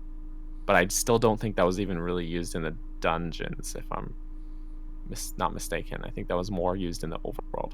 So something like that, where you're having to go between the 2 worlds, switching between them in the dungeon itself, would be really cool. Yeah, that's mine. That's my answer. I like. So there's 2 things. Skyward Sword did both of these, and I think there was another game that did one as well. But like the sand ship, and then the. Oh, you're right. The Lineru mining facility. You're right. And the Lineru mining facility as well. They do that in 2 dungeons. But I like the idea of. I'm so stupid. Mixing themes. So there's no Shadow Temple in Skyward Sword, but there's like 2 water temples, and one of the water temples, the Ancient Cistern, is like half water, half shadow. So it's like there's the water temple with all of the water puzzles and stuff, and then there's the Shadow Temple with all of like the zombie boblins and stuff. So I like that idea. It'd be really cool to see what they could do with a half fire, half water dungeon, like in A Link Between Worlds when you would use the ice rod or something on the lava, it would make a platform. Right. Or in Wind Waker, you could throw the jars of water and it would make rock that you could jump on for the platform. So I would really like to see like flowing lava going through somewhere, and you can't get on it, but then if you go and like use the water stuff, then like the water could flood over the lava, and now you have a pathway to get back to where you need to go, because it would like harden into rock. So like if it was half fire, half dungeon, so you could do more of that stuff, like throwing the pots or using the wand to make platforms on the lava. I think that would be really, really cool. So like mixing dungeon themes instead of just giving us one. That would, yeah. Which is almost like what you said too, but instead of mixing themes, you mixed realities. Yeah, yours was a more elemental thing. Yeah. But yeah, Wild Horse is here. Wild Horse, hey! Hey, Wild Horse! Give us a question to answer. Hope you're feeling better. It is like 100 years past my bedtime. Yeah. 100 years? If Wild Horse, we can count to like 15, or just ramble for like 10 seconds. And if Wild Horse doesn't give us a question, then we can just pick the last question. So. Or we could just pick one while she's working that out. Try and do one real quick.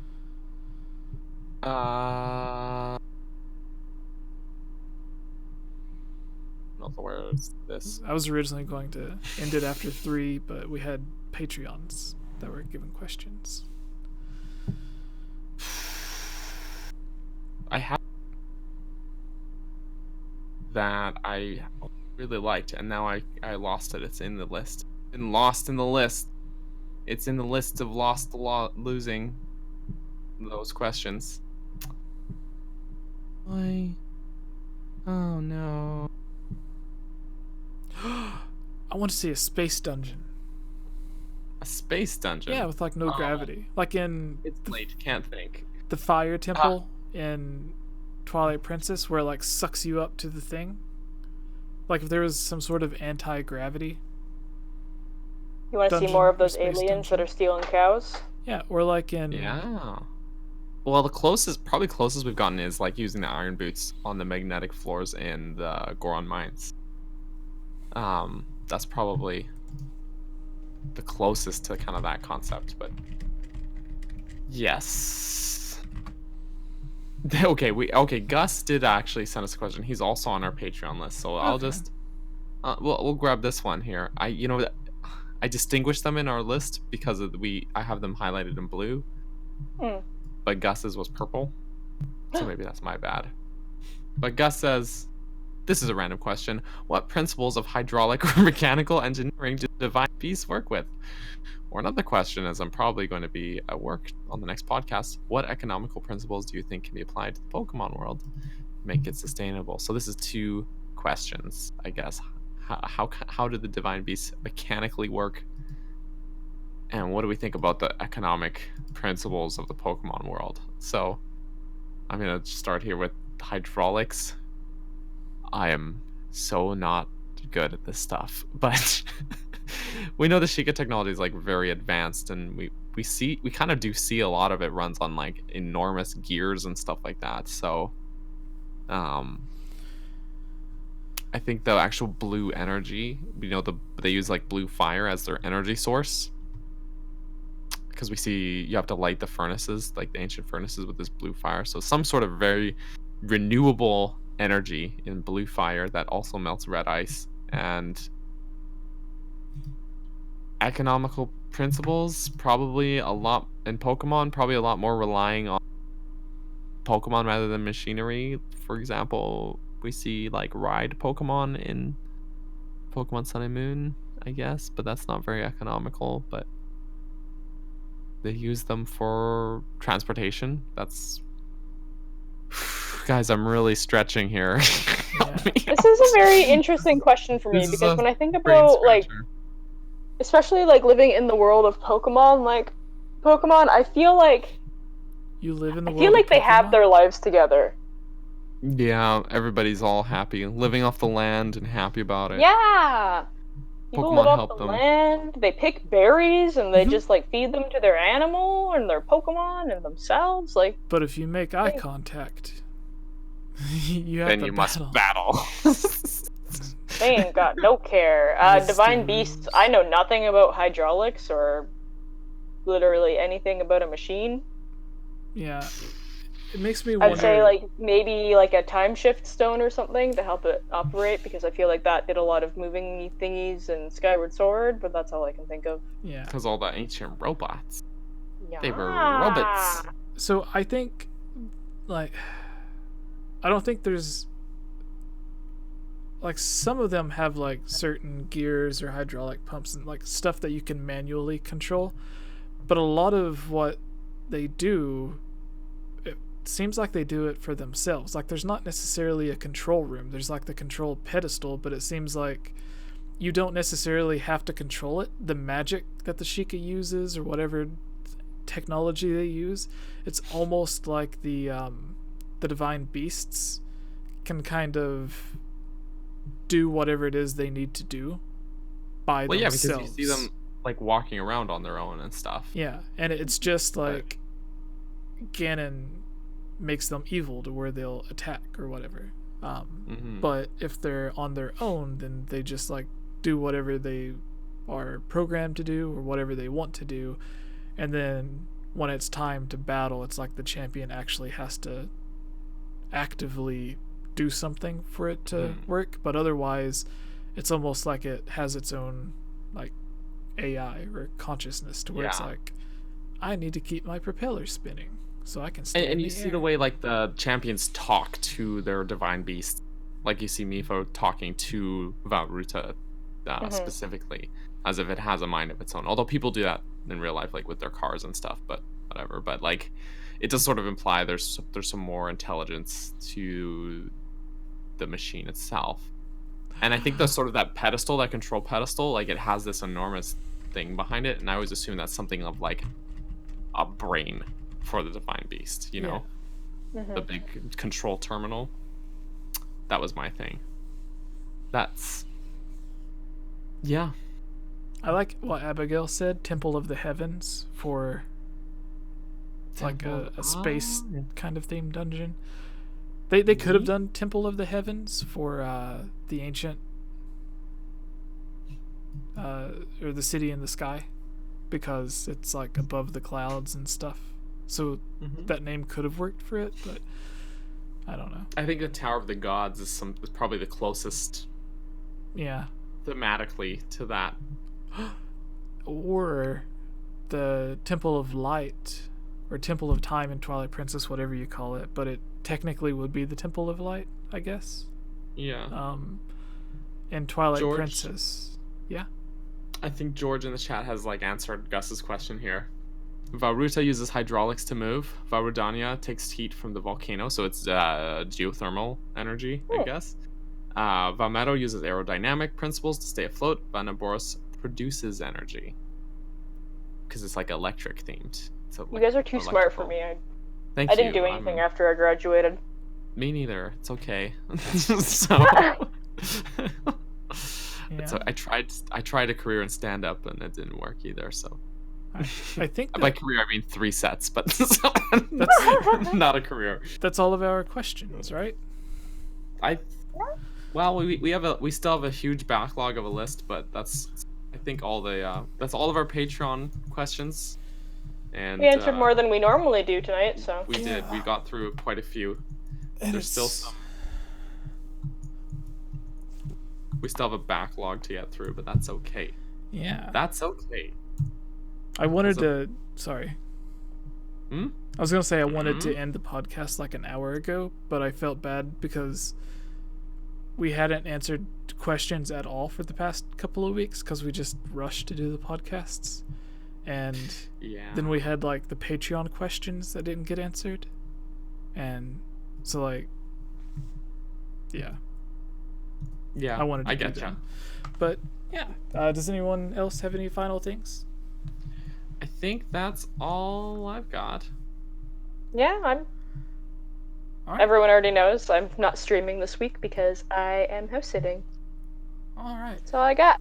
So, Tubes, go ahead and tell people who you are, and next week or the week after, when you can get back to streaming, where can they watch you? Yes! I am Chublima. I come hang out on the podcast whenever I'm actually free and available and my camera's in focus. Come on, what's going on here? Yeah, podcast I try to be on if my life permits, and you can find me on Twitter at Chublima, which I spend a majority of my time actually active on. I don't use any other social media really. And you can find me on Twitch at Chublima with an extra A because I suck at life and now I'm looking at a reflection of myself. And yeah, so not this week, but next week after the Monday I can come back to streaming Twilight Princess because I finally fixed what was going on with it, and we can continue on from there. All right. Where can people find you on the Twitter? I already said my Twitter. Did you? Yeah! All right. Daniel, where can people find you? Guys! I don't know why we're doing this. Every time I try to talk, you guys are very weird about it. I'm sorry. Tell you we're what, just- I'm we're gonna weird. do you one better. There you go. There we go. There we go. Yes. I'm trying to Great. show reflections. I'm trying to show you my I Joy-Con. Hey now, take me to dinner first. Well, wait, hang on. We got the spectrum here. We've got like Wait, I can. you've got matte, you've got transparent, and Jesse is glossy. So we're I just just have an entire switch It's here. the just got the triforce spectrum. of triforce of texture. yeah. So, but hi everybody. I'm Daniel.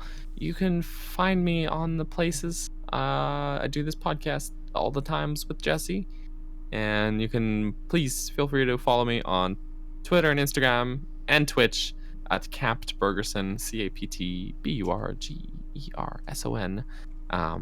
I typically stream on Twitch Tuesdays and Wednesday mornings around 10 o'clock Pacific time.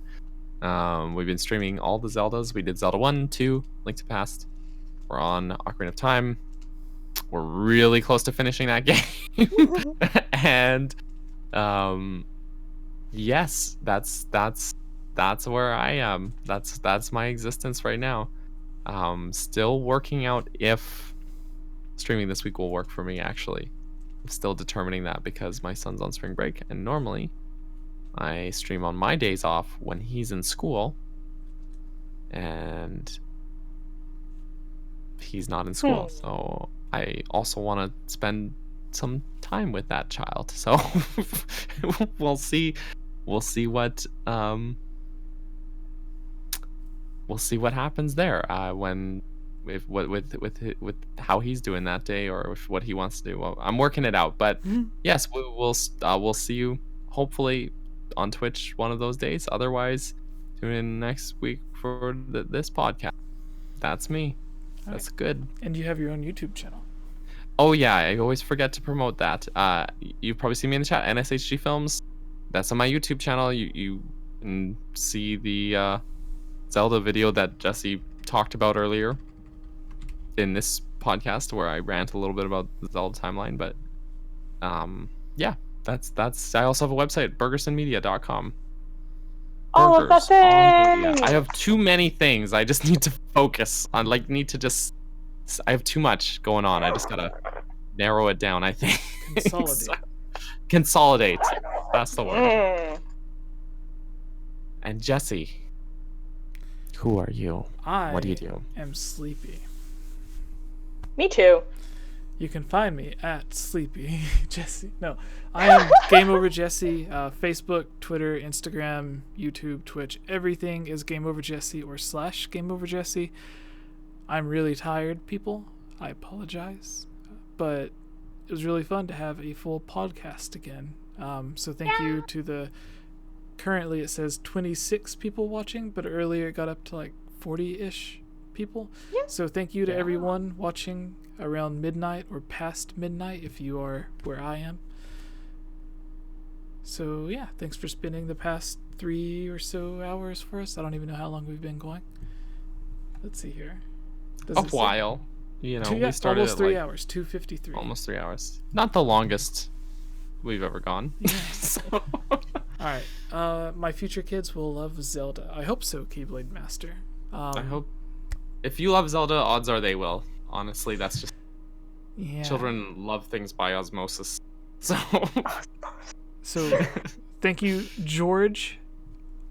Thank you, David. Thank you, Keyblade Master, Wild Horse 64, Retro Gaming, George, Abigail, Stakona, Zelda Master John, everyone Yeah, and else.